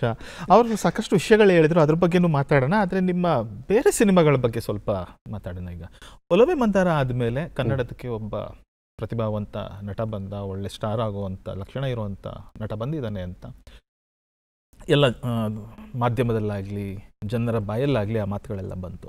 ಮುಂದಿನ ಕೆಲವು ನಿಮ್ಮ ಸಿನಿಮಾಗಳು ವೈವಿಧ್ಯಮಯವಾದ ಪಾತ್ರಗಳು, ವೈವಿಧ್ಯಮಯವಾದ ಸಬ್ಜೆಕ್ಟ್ಗಳು. ಈಗ ಒಂದು ಮಲ್ಟಿ ಸ್ಟಾರರ್ ಫಿಲ್ಮ್ ಮಾಡಿದ್ರಿ, ಗೋವಾ ಅಂತ. ಬರ್ತ್ ಅನ್ನೋ ಒಂದು ಸಿನಿಮಾ, ಅದು ಸಬ್ಜೆಕ್ಟ್ ತೀರಾ ವಿಚಿತ್ರವಾಗಿತ್ತು. ಪಾತ್ರಗಿತ್ತಿ ಅನ್ನೋ ಒಂದು ಸಿನಿಮಾ. ಈ ರೀತಿಯಲ್ಲಿ ಒಂದು 4-5 ಸಿನಿಮಾಗಳು ಮುಂದಿನ 1-2 ವರ್ಷಗಳಲ್ಲಿ ಬಂದಂಥವು ಸಾಕಷ್ಟು ವೈವಿಧ್ಯಮಯವಾಗಿದ್ವು. ಅದನ್ನು ಆಗಲೂ ಕೂಡ ನಿಮ್ಮ ತಂದೆಯವರ ಸೆಲೆಕ್ಷನ್ ಇತ್ತಾ, ಇಲ್ಲ ಅದು ನಿಮ್ಮ ಸೆಲೆಕ್ಷನ್ಗಳ? ಇಲ್ಲ, ಅದಾದಮೇಲೆ ಕೆಲವೊಂದು ಪ್ರೆಷರ್ಗೋಸ್ಕರ ಒಪ್ಕೊಳ್ಬೇಕಾಗಿತ್ತು, ಕೆಲವೊಂದು ನಾನೇ ಕತೆ ಕೇಳಿ ಒಪ್ಕೊಂಡಿದ್ದು. ಬಿತ್ರಿ ಅಂತ ಒಂದು ಸಿನಿಮಾ ಮಾಡಿದೆ. ಅದರಲ್ಲಿ ಒಂದು ಭಗ್ನ ಪ್ರೇಮಿ, ಅಂದರೆ ಒಂದು ಸೈಕೋ ಆಗ್ಬಿಟ್ಟಿರ್ತಾನೆ ಅವನು, ಅವಳು ಮೋಸ ಮಾಡಿದ್ಲು ಅನ್ನೋ ಒಂದು ರೀಸನ್ನಿಂದ ಒಂದು ಸೈಕೋ ಆಗಿ ಅವಳಿಗೆ ರಿಯಲೈಸ್ ಮಾಡಿಸ್ಬೇಕು ಅಂತೇಳಿ entire cinema psycho character carry ಮಾಡ್ಕೊಂಡು ಹೋಗಿ ಲಾಸ್ಟಲ್ಲಿ ಅವಳಿಗೆ ರಿಯಲೈಸ್ ಆಗುತ್ತೆ ಅವಳು ಮಾಡಿದ ತಪ್ಪು ಅಂತೇಳಿ, ಇವನು ಅಷ್ಟು ಪ್ರೀತಿ ಮಾಡ್ತಿದ್ದ ಅಂತೇಳಿ. ಆ ಕ್ಯಾರೆಕ್ಟರ್ ತುಂಬ ಇಂಟ್ರೆಸ್ಟಿಂಗ್ ಅನ್ನಿಸ್ತು ನನಗೆ. ಆವಾಗೆಲ್ಲ ನಾನು ಏನು ಅಂದ್ಕೊಂಡೆ, ನನ್ನ ಪ್ರತಿಯೊಂದು ಸಿನಿಮಾಲು ಒಂದು ಡಿಫ್ರೆಂಟ್ ಕೈಂಡ್ ಆಫ್ ಕ್ಯಾರೆಕ್ಟರ್ ಮಾಡಿ ಬೆಸ್ಟ್ ಆ್ಯಕ್ಟರ್ ಅವಾರ್ಡ್ ತೊಗೋಬೇಕು, ನನಗೆ ಸಿನಿಮಾ ಹಿಟ್ಟಾಗಬೇಕು, ಸಿನಿಮಾ ಇದಾಗಬೇಕು ಅನ್ನೋದು ಸೆಕೆಂಡ್ರಿ. ಅದು ನನ್ನ ಮೈಂಡ್ ಸೆಟ್ಟಲ್ಲಿ ಇದ್ದಿದ್ದು, ನಾನು ಏನೇ ಮಾಡಿದ್ರು ಒಂದು ಡಿಫ್ರೆಂಟ್ ಕ್ಯಾರೆಕ್ಟರ್ ಆಗಿರಬೇಕು. ಮಂದರಲ್ಲಿ ಈ ಶೇಡ್ ನೋಡಿದ್ರು, ನೆಕ್ಸ್ಟಲ್ಲಿ ಸೈಕೋ ಕ್ಯಾರೆಕ್ಟರಲ್ಲಿ ಇದರಲ್ಲೂ ಚೆನ್ನಾಗಿ ಮಾಡಿದೆ, ಶ್ರೀಕಿ ಪರ್ಫಾರ್ಮೆನ್ಸ್ ತುಂಬ ಚೆನ್ನಾಗಿದೆ ಅನ್ನೋ ಥರ ಬರಬೇಕು ಅನ್ನೋದು, ಅದು ಕಾನ್ಸಂಟ್ರೇಟ್ ಮಾಡಿದೆ. ಅದಾದಮೇಲೆ ಲೂಸ್ಗಳು ಅಂತ, ಅದರಲ್ಲೊಂದು ಡಿಫ್ರೆಂಟ್ ಕ್ಯಾರೆಕ್ಟ್ರು, ನಾನು, ಶ್ರೀಮುರಳಿ ಮತ್ತು ಅಕುಲ್ ಬಾಲಾಜಿ 3 ಜನ ಮಾಡಿದ ಸಿನಿಮಾ. ಸೊ ಅದರಲ್ಲಿ ನನ್ನ ಕ್ಯಾರೆಕ್ಟ್ರು ಮತ್ತೆ ಅಲ್ಲಿ ನನ್ನ ಕ್ಯಾರೆಕ್ಟರ್ನ ಚೂಸ್ ಮಾಡಿದೆ. ಒಂದು ಗ್ಯಾರೇಜಲ್ಲಿ ಈ ಅರ್ಧಂಬರ್ಧ ಉರ್ದು ಮತ್ತು ಕನ್ನಡ ಮಾತಾಡಿಕೊಂಡು ಗ್ಯಾರೇಜ್ಗಳಲ್ಲಿ ಇರ್ತಾರೆ, ನಮ್ಮ ಟಾನಿ ರೋಡು ಮತ್ತು ಈ ಕಡೆ ಎಲ್ಲ ಗ್ಯಾರೇಜ್, ಕೆಲವೊಂದು ಕಾರ್ ಗ್ಯಾರೇಜ್ಗಳಲ್ಲಿ ಆ ಥರದ್ದೊಂದು ಕ್ಯಾರೆಕ್ಟರ್, ಅದು ವಿಚಿತ್ರವಾಗಿ ಇರೋಂಥ ಕ್ಯಾರೆಕ್ಟರ್. ಅದು ದುಡ್ಡಿಗೋಸ್ಕರ ಅವನು ಏನೆಲ್ಲ ಮಾಡ್ತಾನೆ, ಕೊನೆಗೆ ಏನಾಗುತ್ತೆ ಅನ್ನೋದ್ರು ಕ್ಯಾರೆಕ್ಟರಲ್ಲಿ ಕ್ಯಾರಿ ಮಾಡ್ಕೊಂಡು ಹೋಗುತ್ತೆ. ಈ 3 ಜನ ಇನ್ವಾಲ್ವ್ ಆಗ್ತೀವಿ ನಾವು ಅದರಲ್ಲಿ, ಆ ದುಡ್ಡಿಗೋಸ್ಕರ. ಬಟ್ ಈಗ ನನ್ನ ಕ್ಯಾರೆಕ್ಟರ್ ತುಂಬ ಡಿಫ್ರೆಂಟ್ ಆಗಿತ್ತು ಅದರಲ್ಲಿ, ನಾನು ಮಾತಾಡೋ ಸ್ಟೈಲ್ ಆಗಲಿ ಇದೆಲ್ಲ ತುಂಬ ಡಿಫ್ರೆಂಟ್ ಆಗಿತ್ತು. ಸೊ ಅವಾಗೆಲ್ಲ ನಾನು ಆ್ಯಕ್ಟಿಂಗಿಗೆ ತುಂಬ ಪ್ರಿಫರೆನ್ಸ್ ಕೊಡ್ತೀನಿ. ಅದಾದಮೇಲೆ ಗೋವಾಲ್ಲಿ ಅಲ್ಲೂ ಮತ್ತೆ ಕೋಮಲ್ ಮತ್ತು ತರುಣ್ ಚಂದ್ರ, ನಾನು, ಕೋಮಲ್ ಅವರು 3 ಜನ ಆ್ಯಕ್ಟ್ ಮಾಡಿದ್ದು. ಅದು ಒಂದೊಳ್ಳೆ ಕಾಮಿಡಿ ಮೂವಿ, ತಮಿಳಲ್ಲಿ ಒಳ್ಳೆ ಹಿಟ್ ಆಯಿತು. ಸೊ ಅದೇ ಸೇಮ್ ಸ್ಟೋರಿನ ನಾನು ಜೈ ಕ್ಯಾರೆಕ್ಟರ್ ಮಾಡಿದ್ದೀನಿ. ಆ ಕ್ಯಾರೆಕ್ಟರ್ ಒಂಥರ ಡಿಫ್ರೆಂಟ್ ಆಗಿದೆ. ಪ್ರತಿ ಸಿನಿಮಾಲಿ ನಾನು ನೋಡ್ತಿದ್ದು ಬರ್ಗೂರು ರಾಮಚಂದ್ರಪ್ಪ ಸರ್ ಮರಣದಂಡನೆ ಮಾಡಿದ್ದೀನಿ, ಅದು ನ್ಯಾಷನಲ್ ಅವಾರ್ಡ್ಗೆ ಅಂತ ಮಾಡಿದ್ದು ಸಿನಿಮಾ. ಅದು ಅವಾರ್ಡ್ಗಂತಾನೆ ಮಾಡಿದ್ದು? ಹೌದು, ಅವಾರ್ಡ್ಗಂತಾನೆ ಮಾಡಿದ್ದು ಸಿನಿಮಾ. ಸೊ ಅಪ್ಪ ಹತ್ರ ಮಾತಾಡೋದು, ನನ್ನ ಹತ್ರ ಮಾತಾಡೋದು, ಸ್ಟೋರಿ ಕೇಳಿದೆ. ನಾನು ಏನೂ ಹೇಳಿಲ್ಲ, ಸರ್ ನೀವು ಏನು ಬೇಕಾದ್ರೂ ಹೇಳಿ, ಹೆಂಗೆ ಬೇಕಾದ್ರೂ ಮಾಡಿ, ನಾನು ಏನು ನೀವು ಹೆಂಗೆ ಹೇಳ್ತಾರೋ ಮಾಡ್ತೀನಿ ಅಂತ ಹೇಳ್ಬಿಟ್ಟು ಜಸ್ಟ್ ಅವ್ರು ಯಾವಾಗ ಹೇಳ್ತಾರೋ ಅವೆಲ್ಲ ಹೋಗಿ ನಾನು ಆ ಸಿನಿಮಾ ಮಾಡಿಕೊಟ್ಟೆ. ಅವಾರ್ಡ್ಗೂ ಕಳಿಸಿದ್ರು. ಸೊ ಆ ಥರ ನನ್ನ ಪರ್ಫಾರ್ಮೆನ್ಸ್ ಓರಿಯೆಂಟೆಡ್ ಸಿನಿಮಾಗಳು ನೋಡಿದೆ. ಆಮೇಲೆ ನನಗೆ ಅನಿಸ್ತು ಓಕೆ ಬರೀ ಪರ್ಫಾರ್ಮೆನ್ಸ್ ನೋಡಿದ್ರೆ ಆಗಲ್ಲ, ಕಮರ್ಷಿಯಲ್ ಕಮ್ ಪರ್ಫಾರ್ಮೆನ್ಸ್ ಇರಬೇಕು ಅನ್ನೋ ಥರ ಅನಿಸಿದಷ್ಟೊತ್ತಿಗೆ ಆಲ್ಮೋಸ್ಟ್ ನನ್ನ ಅಪ್ಪ ಬಿಸ್ನೆಸ್ ಅದು ಅನ್ನೋದಕ್ಕೆ ಶಿಫ್ಟ್ ಆಗೋಕ್ಕೆ ತಂದೆಯವರೇ ಮತ್ತೆ ನಿಮಗೆ ಒತ್ತಾಯ ಮಾಡಿ ವಾಪಸ್ ಬಂದು ನೀನು ನನ್ನ ಬಿಸ್ನೆಸ್ ನೋಡ್ಕೋ. ಆದರೆ ಚಿತ್ರರಂಗಕ್ಕೆ ಬಂದು ನಾಯಕ ನಟನಾಗಿ ಮೆರೆದು ಇದನ್ನೆಲ್ಲ ನೋಡಿ, ಒಂದು ಗ್ಲಾಮರ್ ಫೀಲ್ಡನ್ನ ನೋಡಿ, ಪಾಪ್ಯುಲಾರಿಟಿನ ನೋಡಿ, ಅದನ್ನು ಬಿಟ್ಟು ಹೋಗೋದು ಎಷ್ಟು ಕಷ್ಟ ಆಯಿತು ನಿಮಗೆ? ಅಲ್ಲ, ಸುಮಾರು ಕಾಲ್ಸ್ ಬರ್ತಾನೆ ಇತ್ತು, ಸಬ್ಜೆಕ್ಟ್ಗಳು ಹೇಳಕ್ಕೆ ಬರ್ತಾಯಿದ್ರು, ಬಟ್ ನನಗೆ ಟೈಮ್ ಇರ್ತಾ ಇರಲಿಲ್ಲ. ಆಗ ಒಂದು ಕಡೆ ಅಪ್ಪಗೆ ಪೊಲಿಟಿಕಲಿ ಅವರು ಸ್ವಲ್ಪ ಬ್ಯುಸಿ ಇದ್ದರು, ಈ ಕಡೆ ನಾನು ಬಿಸ್ನೆಸ್ನ ಟೇಕ್ ಓವರ್ ಮಾಡಬೇಕು, ಎಲ್ಲ ಇದು ಮಾಡ್ಕೊಂಡು ಗ್ಯಾಪಲ್ಲಿ ಒಂದೊಂದು ಸ್ಟೋರಿ ಕೇಳ್ತಿದ್ದೆ. ಕೇಳಿದಾಗ ನನಗೆ ಮತ್ತೆ ನಾನು ಅದೇ ಥರ ಏನಾದರೂ ತಪ್ಪು ಮಾಡ್ತೀನ, ಬೇಡ ಒಂದು ಸ್ವಲ್ಪ ಗ್ಯಾಪ್ ಕೊಡೋಣ, ಈಗ ಮಾಡಿರೋ ಸಿನಿಮಾಗಳನ್ನೆಲ್ಲ ಮರ್ತು ಬಿಡಲಿ ಜನ, ಮತ್ತೆ ಬರೀ ಒಲವೆ ಮಂದರ ಒಂದೇ ಮೈಂಡಲ್ಲಿ ಕುತ್ಕೊಳ್ಳಿ, ಆಮೇಲೆ ಬರೋಣ ಅಂದ್ಕೊಂಡು ಪ್ಲ್ಯಾನ್ ಮಾಡಿದೆ. ಅದಾದಮೇಲೆ ಸ್ಟೋರಿ ಕೇಳಕ್ಕೆ ಸ್ಟಾರ್ಟ್ ಮಾಡಿದೆ. ಅಷ್ಟರಲ್ಲಿ ಕೋವಿಡ್ 2 ವರ್ಷ ಎಲ್ಲ ಇಂಡಸ್ಟ್ರಿಗಳು ಸ್ಟಾಪ್ ಆಯಿತು.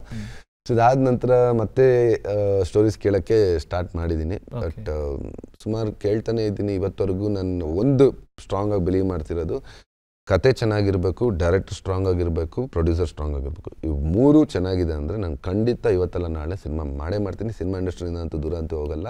ಆ ಕಡೆ ಬಿಸ್ನೆಸ್ ಪಾರ್ಟಿಗೆ ಬಿಸ್ನೆಸ್ ನೋಡ್ತೀನಿ, ಈ ಕಡೆ ಸಿನಿಮಾಗೂ ಟೈಮ್ ಕೊಡ್ತೀನಿ, ಎಲ್ಲದಕ್ಕೂ ರೆಡಿ ಇದ್ದೀನಿ ನಾನು. ಬಟ್ ಕತೆ ನಾನು ಇನ್ನೂ ಅಂತ ಒಳ್ಳೆ ಸಬ್ಜೆಕ್ಟ್ ಸಿಗ್ತಿಲ್ಲ.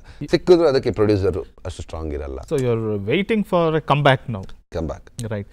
ಆದರೆ ಹಿಂದಿಂದು ವಿಷಯನೇ ಮತ್ತೆ ತಗೊಳ್ಳೋದಾದರೆ, ಆ ವೈವಿಧ್ಯಮಯ ಪಾತ್ರಗಳು, ಆ್ಯಕ್ಟಿಂಗ್ಗೆ ಸ್ಕೋಪ್ ಇರೋವಂಥ ಪಾತ್ರಗಳಿಂದ ಹುಡುಕೊಂಡು ನೀವು ಒಲವೆ ಮಂತಾರದಲ್ಲಿ ಗಳಿಸಿದಂಥ ಖ್ಯಾತಿ, ಅಲ್ಲಾಗಿದ್ದಂಥ ಒಂದು ರೀತಿಯ ಬ್ರ್ಯಾಂಡಿಂಗ್ನ ಕಳ್ಕೊಂಡ್ರಿ ಅಂತ ಅನ್ಸಲ್ವಾ? ಆ ಕಾರಣಕ್ಕೆ ಏನಾದರೂ ಆ ಬ್ರ್ಯಾಂಡಿಂಗ್ ಮಾಡಬೇಕಾಗಿತ್ತು ಅನಿಸ್ತಾ ಇದೆಯಾ ಈಗ? ಆ ಬ್ರ್ಯಾಂಡ್ ಮತ್ತೆ ನಾನು ಬರಬೇಕು, ಅಲ್ಲೇನು ನಾನು ಉಳಿಸ್ಕೊಳಕ್ಕಾಗಲಿಲ್ಲ ನಂತರದ ಸಿನಿಮಾಗಳಲ್ಲಿ, ಅದನ್ನು ಮತ್ತೆ ನಾನು ಪಡ್ಕೋಬೇಕು ಅನ್ನೋದಕ್ಕೋಸ್ಕರ ನಾನೊಂದು ಹಠ ಹಿಡ್ಕೊಂಡು ನನಗೆ ಒಳ್ಳೆ ಸಬ್ಜೆಕ್ಟ್ಗೋಸ್ಕರ ವೆಯ್ಟ್ ಮಾಡ್ತೀನಿ. ನೋ ಮ್ಯಾಟರ್, ಇನ್ನೂ 1 ವರ್ಷ ಆಗಲಿ ಪರವಾಗಿಲ್ಲ, 2 ವರ್ಷ ಆಗಲಿ, ನನಗೆ ಒಳ್ಳೆ ಟೀಮ್ ಸಿಗಬೇಕು, ಒಳ್ಳೆ ಕತೆ ಸಿಗಬೇಕು, ಖಂಡಿತ ಬರ್ತೀನಿ. ಮತ್ತೆ ಬಂದರೆ ಶ್ರೀಕಿ ಒಳ್ಳೆ ಸಬ್ಜೆಕ್ಟಲ್ಲಿ ಬಂದರು, ಒಲವೆ ಮಂದಾರನ್ನು ಮರೆತು ಬಿಟ್ಟು ಈಗ ಬಂದಿರೋ ಏನು ಹೊಸ ಸಿನಿಮಾ ಮಾಡಿದ್ರೆ ಅದ್ರ ಬಗ್ಗೆ ಮಾತಾಡಬೇಕು ಜನ, ಆ ಥರದ ಕಥೆಯಲ್ಲಿ ಬರಬೇಕು ಅಂತ ವೆಯ್ಟ್ ಮಾಡ್ತಾ ಇದ್ದೀನಿ. ಈ 7 ವರ್ಷಗಳಲ್ಲಿ ನೀವು ಮಿಸ್ ಮಾಡ್ಕೊಂಡಿದ್ದು ಯಾವುದು? ಪಾಪ್ಯುಲಾರಿಟಿನ, ಇಲ್ಲ ಕೆಲಸನ, ಇಲ್ಲಾಂದರೆ ಒಂದು ಕನಸು ಕಟ್ಕೊಂಡಿದ್ದೆ ನಾನು ಹೀರೋ ಸ್ಟಾರ್ ಆಗೋದು? ಈ 7 ವರ್ಷಗಳಲ್ಲಿ ಯಾವುದನ್ನು ಮಿಸ್ ಮಾಡ್ಕೊಂಡ್ರಿ ಜಾಸ್ತಿ? ಇಲ್ಲ, ನಾನು ಕಂಪ್ಲೀಟಾಗಿ ನಾನು ಏನೇ ಕೆಲಸ ಮಾಡಿದ್ರು ಅದರಲ್ಲಿ ಇನ್ವಾಲ್ವ್ ಆಗ್ಬಿಡ್ತೀನಿ. ಸೊ ಇದನ್ನು ಜಾಸ್ತಿ ಮೈಂಡಲ್ಲಿ ಇಟ್ಕೊಳ್ಳಲ್ಲ. ಬಟ್ ಆ ಪಾಪ್ಯುಲಾರಿಟಿ ಮಿಸ್ ಆಗಿದೆ ಅಂತ ನಾನೆಲ್ಲ ಅಂದ್ಕೊಂಡಿಲ್ಲ. ಯಾಕಂದರೆ ನಾನು ಇವತ್ತುವರೆಗೂ ಎಲ್ಲೇ ಹೋದ್ರೂ ಜನ ಹಿಡಿತಾರೆ, ಬರ್ತಾರೆ, ಮಾತಾಡ್ತಾರೆ, ಸರ್ ಒಲವೆ ಮಂದಾರ ಅಲ್ವಾ ಸರ್ ನೀವು, ಸರ್ ಒಂದು ಸೆಲ್ಫಿ ಅಂತಾರೆ, ಬರ್ತಾರೆ. ಸೊ ನನಗೆ ಇನ್ನೂ ಖುಷಿ ಆಗುತ್ತೆ. 15 ವರ್ಷ ಆದರೂ ಮನ್ಸಲ್ಲಿ, ಅಂದರೆ ಜನ ಅದನ್ನು ಮನಸ್ಸಲ್ಲಿ ಇಟ್ಕೊಂಡು ಇನ್ನೂ ಬರ್ತಾರಲ್ಲ ಮಾತಾಡ್ಸೋಕ್ಕೆ, ಅಂದರೆ ತುಂಬ ರೇರ್ ಆ ಥರ ಒಂದು ನೆನ್ಪಿಟ್ಕೊಳ್ಳೋದು. 15 ವರ್ಷದ ಹಿಂದೆ ರಿಲೀಸ್ ಆಗಿದ್ದ ಸಿನಿಮಾನ ಇವತ್ತಿಗೂ ಬಂದು ಒಂದು ಸೆಲ್ಫಿ ತಗೊಳ್ಳಿ ಸರ್, ಸೆಲ್ಫಿ ಬೇಕು ಅಂತ ಬರ್ತಾರಲ್ಲ. ಸೊ ಆ ಪಾಪ್ಯುಲಾರಿಟಿ ನಾನು ಮಿಸ್ ಮಾಡ್ಕೊಂಡಿಲ್ಲ, ಇನ್ನೂ ಇದೆ ಜನರ ಮನಸ್ಸಲ್ಲಿ ನಾನು ಇದ್ದೀನಿ. ಆ ಒಲವೆ ಮಂದಾರ ಫ್ಯಾನ್ಸ್ ಯಾರಿದ್ದಾರೆ, ಅಭಿಮಾನಿಗಳು, ಫ್ಯಾಮಿಲಿಯವರು ಕೂಡ ತುಂಬ ಜನ ಫ್ಯಾಮಿಲೀಸು ಆ ಒಲವೆ ಮಂದಾರಕ್ಕೆ ಫ್ಯಾನ್ಸ್ ಆಗಿದ್ದಾರೆ. ಅವರೆಲ್ಲರೂ ಇವತ್ತವರೆಗೂ ನನ್ನ ಮರ್ತಿಲ್ಲ. ಅವರು ಮೇ ಬಿ ಕಾಯ್ತಾ ಇದ್ದಾರೆ, ಇವತ್ತೆಲ್ಲ ನಾಳೆ ಶ್ರೀಕಿ ಬರ್ತಾರೆ, ಒಂದು ಒಳ್ಳೆ ಸಬ್ಜೆಕ್ಟಲ್ಲಿ ಬರ್ತಾರೆ ಅಂತ ಕಾಯ್ತಿದ್ದಾರೆ. ಸೊ ಆ ಪಾಪ್ಯುಲಾರಿಟಿ ನಾನು ಮಿಸ್ ಆಗಿಲ್ಲ ಅಂತ ನಾನು ಅನ್ಕೊಳ್ತೀನಿ. ಅದು ಬಿಟ್ಟರೆ ಇನ್ನು ಕೆಲಸದ ಮೇಲೆ ಬ್ಯುಸಿ ಇರೋದ್ರಿಂದ ಸೊ ಸಬ್ಜೆಕ್ಟ್ಸ್ ಕೇಳ್ತಾ ಇದ್ದೀನಿ, ನೋಡೋಣ, ಲೆಟ್ಸ್ ಸಿ. ವಂಡರ್ಫುಲ್. ಸೊ ಈ ನಡುವೆ ನೀವಲ್ಲಿ ಆ ಸಿನಿಮಾ ಫೀಲ್ಡಲ್ಲಿ ಇದ್ದಾಗಲೇ ಮದುವೆ ಆದ್ರಿ. ಹೌದು. ಸೊ ಅಲ್ಲಿ ಅದು ಫ್ಯಾಮಿಲಿ ಕಡೆಗೂ ನಿಮ್ಮ ಗಮನ ಹರಿಯಕ್ಕೆ ಹೋಯಿತು, ಮತ್ತು ನಿಮ್ಮ ತಂದೆಯವರು ಹೇಳಿದಾಗೆ ಹೋಟೆಲ್ ಬಿಸ್ನೆಸ್ ನೀವು ಹೇಳಿದ್ದು, ಅದು ಹೇಗೆ, ಅದು ಕಂಪ್ಲೀಟ್ಲಿ ಸಿನಿಮಾ ಮಾಡೋದು, ಹೋಟೆಲ್ ತಂದೆಯವ್ರದ್ದು ಏನು ಗೊತ್ತಾ, ಏನೇ ಮಾಡಿದ್ರು ಮಕ್ಕಳು ತುಂಬ ಕಷ್ಟ ಬೀಳಬಾರ್ದು. ಅಂದರೆ ಈಗ ಇವತ್ತಿನ ಒಂದು ಜನ್ರೇಷನಲ್ಲಿ, ಇವತ್ತಿನ ಸಿಚುವೇಷನಲ್ಲಿ ರಿಯಲ್ ಎಸ್ಟೇಟ್ ಮಾಡೋದು ಅಷ್ಟು ಈಸಿ ಅಲ್ಲ. ಬೆಂಗಳೂರೆಲ್ಲ ಎಲ್ಲೋದ್ರೂ ರಿಯಲ್ ಎಸ್ಟೇಟ್ ತುಂಬ ಕಷ್ಟ ಇದೆ. ಲಿಟಿಗೇಷನ್ ಮೇಲೆ ಏನೇನೋ ಲಿಟಿಗೇಷನ್ಸ್ ಇರುತ್ತೆ. ಚೆನ್ನಾಗಿರೋ ಇದಕ್ಕೆ ಸಡನ್ನಾಗಿ ಯಾರೋ ಬಂದು ಮತ್ತೆ ಒಂದು ಕೇಸ್ ಹಾಕ್ಕೊಳ್ತಾರೆ, ಬೋರ್ಡ್ ಹಾಕ್ಕೊಳ್ತಾರೆ. ಇದೆಲ್ಲ ನಾವು ಸ್ಟ್ರಗಲ್ ಮಾಡಿ ಫೇಸ್ ಮಾಡಿಬಿಟ್ಟಿದ್ದೀವಿ. ನಮ್ಮ ಮಕ್ಕಳು ಯಾಕೆ ಮಾಡಬೇಕು ಅಂತ ಹೇಳ್ಬಿಟ್ಟು ಅವ್ರೇನು ಮಾಡ್ತಾರೆ, ಒಂದಷ್ಟು PGಗಳನ್ನ ಕಟ್ಟಕ್ಕೆ ಸ್ಟಾರ್ಟ್ ಮಾಡಿದ್ವಿ ನಾವು. ಅದರಿಂದ ಒಂದು ಮಂತ್ಲಿ ರೆಂಟಲ್ ಸೋರ್ಸ್ ಮಾಡೋಣ ಅಂತೇಳಿ. ಯಾಕಂದರೆ ಒಂದು ಟೈಮಲ್ಲಿ ಹೆಂಗಾಗ್ಬಿಡ್ತು ಅಂದರೆ, ಲ್ಯಾಂಡ್ಸ್ ಇದೆ ನಮ್ಮ ಹತ್ರ, ಸುಮಾರು ಲ್ಯಾಂಡ್ ಇದೆ, ಪ್ರಾಪರ್ಟೀಸ್ ಇದೆ. ಟೈಮ್ಗೆ ನಿಮಗೆ ದುಡ್ಡು ಬೇಕು ಅಂದಾಗ ಯಾವ್ದು ಮಾರಕ್ಕೂ ಆಗಲ್ಲ, ಯಾರು ತಗೊಳ್ಳೋರಿಲ್ಲ, ರಿಸೆಷನ್. ಓಕೆ. ಸೊ ಈ ಥರ ಒಂದು ಪರಿಸ್ಥಿತಿ ಬಂದಾಗ ಏನು ಮಾಡೋದು ಅಂತ ಯೋಚನೆ ಮಾಡಿದಾಗ ನಾವು ಕೂತ್ಕೊಂಡು ಡಿಸೈಡ್ ಮಾಡಿ ಅಪ್ಪಗೆ ಹೇಳಿದೆ, ಅಪ್ಪ ಒಂದು ರೆಂಟಲ್ ಸೋರ್ಸ್ ಅಂತ ಮಾಡ್ಕೊಂಡ್ಬಿಟ್ರೆ ನಮಗೆ ತಿಂಗಳು ಏನೇ ಆಗಲಿ ಹೆಂಗೆ ಹೋಗ್ಲಿ ತಿಂಗಳಿಗೆ ಒಂದಷ್ಟು ಅಮೌಂಟ್ ಅಂತ ಬಂದಾಗ ಬೇಕಾದಾಗ ಲ್ಯಾಂಡ್ ಬಂದು ದುಡ್ಡಲ್ಲಿ ಬೇರೆ ಕಡೆ ಇನ್ವೆಸ್ಟ್ ಮಾಡಿ ದೊಡ್ಡದಾಗಿ ಏನಾದರೂ ಮಾಡ್ಕೊಳ್ಳೋಣ, ಬಟ್ ಮಂತ್ಲಿ ಸೋರ್ಸ್ ಅನ್ನೋದು ಮಾಡೋಣ ಅನ್ನೋ ರೀಸನ್ಗೋಸ್ಕರ ನಾವೇನು ಮಾಡಿದೆ, ನಾನು ಈ ಕನ್ಸ್ಟ್ರಕ್ಷನ್ಸು ಮತ್ತು ಈ ಪಿ ಜಿಸ್ ನೋಡ್ಕೊಳ್ಳೋದು, ಪಿ ಜಿಸ್ ಇದು ಮೇಂಟೈನ್ ಮಾಡೋದು ಮತ್ತು ಹೋಟೆಲ್ಸು ಈ ಥರದ್ದು ಕೆಲವೊಂದು ಡಿಫ್ರೆಂಟ್ ಕೈಂಡ್ ಆಫ್ ಬಿಸ್ನೆಸ್ಗಳನ್ನ ಸ್ಟಾರ್ಟ್ ಮಾಡಿದ್ವಿ. ಅದರಲ್ಲಿ ನಮ್ಮದು ಪಿ ಜಿಸ್ದು ಅದ್ರ ಪಾಡ್ಗೆ ಅದು ನಡ್ಕೊಂಡು ಹೋಗ್ತಿದೆ. ಈಗ ಹೋಟೆಲ್ದು ಏನಂದರೆ ಒಂದು ಚೈನ್ ಆಫ್ ಹೋಟೆಲ್ ಮಾಡಬೇಕು ಅಂತ ಅಪ್ಪಗೆ ತುಂಬ ಇಷ್ಟ. ಸೊ ಅದರಲ್ಲಿ ಈಗ 2 ಹೋಟೆಲ್ ರನ್ನಿಂಗಲ್ಲಿ, ಒಂದು ಹೋಟೆಲ್ ರನ್ನಿಂಗಲ್ಲಿದೆ, ಒಂದು ಕನ್ಸ್ಟ್ರಕ್ಷನಲ್ಲಿದೆ, ಒಂದು ರೆಂಟ್ ಕೊಟ್ಟಿದ್ದೀವಿ. ಸೊ ಇದ್ರದ್ದು ಇನ್ನೊಂದಷ್ಟು ಅಡಿಷ್ನಲ್ ಅಪ್ಕಮಿಂಗ್ ಇನ್ನು ಸುಮಾರು ಕಡೆ ನಾವು ಪ್ಲಾನ್ ಮಾಡ್ತಾ ಇದ್ದೀವಿ. ಆದರೆ ಇದೆಲ್ಲ ಹೆಂಗೆ ಅಂದರೆ ನಿಮಗೆ ಇದರಲ್ಲಿ ಯಾವುದೇ ಥರ ಪ್ರಾಬ್ಲಮ್ಸ್ ಬರಲ್ಲ, ಲಿಟಿಗೇಷನ್ಸ್ ಇರಲ್ಲ. ಅಂದರೆ ಒಂದು ಸ್ವಲ್ಪ ನಾಲೆಜ್ ಇರಬೇಕಷ್ಟೇ, ಹೆಂಗೆ ಮ್ಯಾನೇಜ್ ಮಾಡ್ಬೇಕು ಇದನ್ನು ಅಂತ ಅಷ್ಟೇ.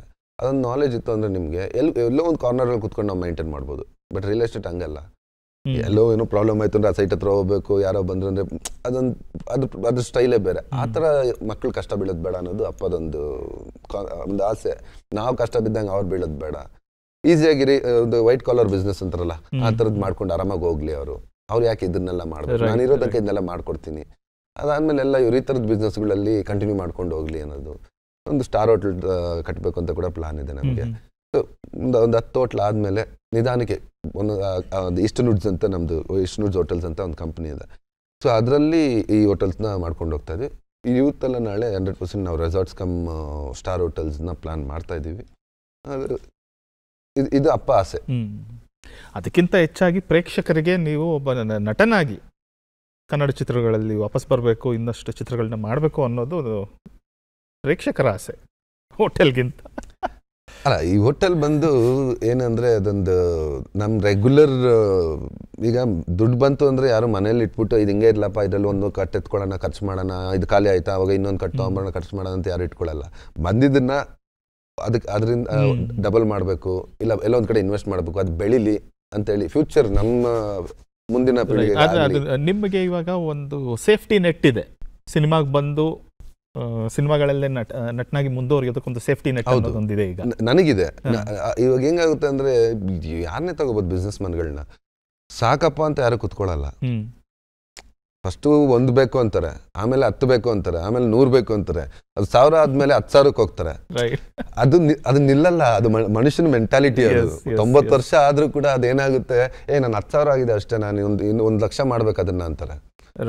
ಆ ಮೆಂಟಾಲಿಟಿ ಇರುತ್ತಲ್ಲ, ಅದು ಹಂಗೆ ಹೋಗ್ತಾ ಇರುತ್ತೆ. ಸೊ ಇದು ಈಗ ನಮ್ಗೆ ಸಫಿಷಿಯಂಟ್. ಓಕೆ, ನಾವು ಇವಾಗ ಏನು ಬೇಕು, ನಾನು ನೆಮ್ಮದಿಯಾಗಿ ಮನೇಲಿ ಕುತ್ಕೊಂಡ್ರು ನಾನು ಆರಾಮಾಗಿರ್ತೀನಿ, ಅದೊಂದು ಸೋರ್ಸ್ ಆಗಿದೆ. ಅದು ಬಿಟ್ಟು ನಮ್ದು ಏನು ಅಡಿಷನಲ್ ಇನ್ಕಮ್ಸ್ ಬರುತ್ತಲ್ಲ, ಅದರಲ್ಲಿ ನಾವು ಈ ಚೈನ್ ಆಫ್ ಹೋಟೆಲ್ಸು, ನೆಕ್ಸ್ಟ್ ನಮ್ಮ ಮಕ್ಕಳಿಗೆ ಅವ್ರು ಇಷ್ಟ ಬಂದಿದ್ದು ಏನೋ ಒಂದು ಮಾಡ್ಕೊಳ್ಳಿ ಎಜುಕೇಶನ್ ವೈಸ್, ಬಟ್ ಸೇಫ್ಟಿ ಅನ್ನೋದು ಒಂದು ಸೋರ್ಸ್ ಮಾಡಬೇಕು ಅನ್ನೋದು ನಮ್ಮ ಐಡಿಯಾ. ಸೊ ಈ ನಿಮ್ಮ ಹೊಸ ಜೀವನದಲ್ಲಿ ನಿಮ್ಮ ಜೊತೆಗಿರೋರು ನಿಮ್ಮ ಬಗ್ಗೆ ಮಾತಾಡಿದ್ದಾರೆ. ಈಗ ಮತ್ತೊಂದು ಕೊನೆಯ ಬೈಟ್ ಒಂದಿದೆ, ಅದನ್ನು ನೋಡೋಣ. ಅವ್ರ ಕೆಲವು ಮಾತಾಡ್ಸಿದ್ರ ಇಲ್ಲ, ನಿಮ್ಮ ಬಗ್ಗೆ ಏನು ಅಂತ ಕೆಟ್ಟದಾಗ ಏನು ಮಾತಾಡಿಲ್ಲ, ಅದು ಗೊತ್ತು. ನೋಡೋಣ ಈಗ. ನಮಸ್ತೆ, ನಾನು ವೀಣಾ, ನಾನು ಶ್ರೀಕಿ ಅವರ ವೈಫ್.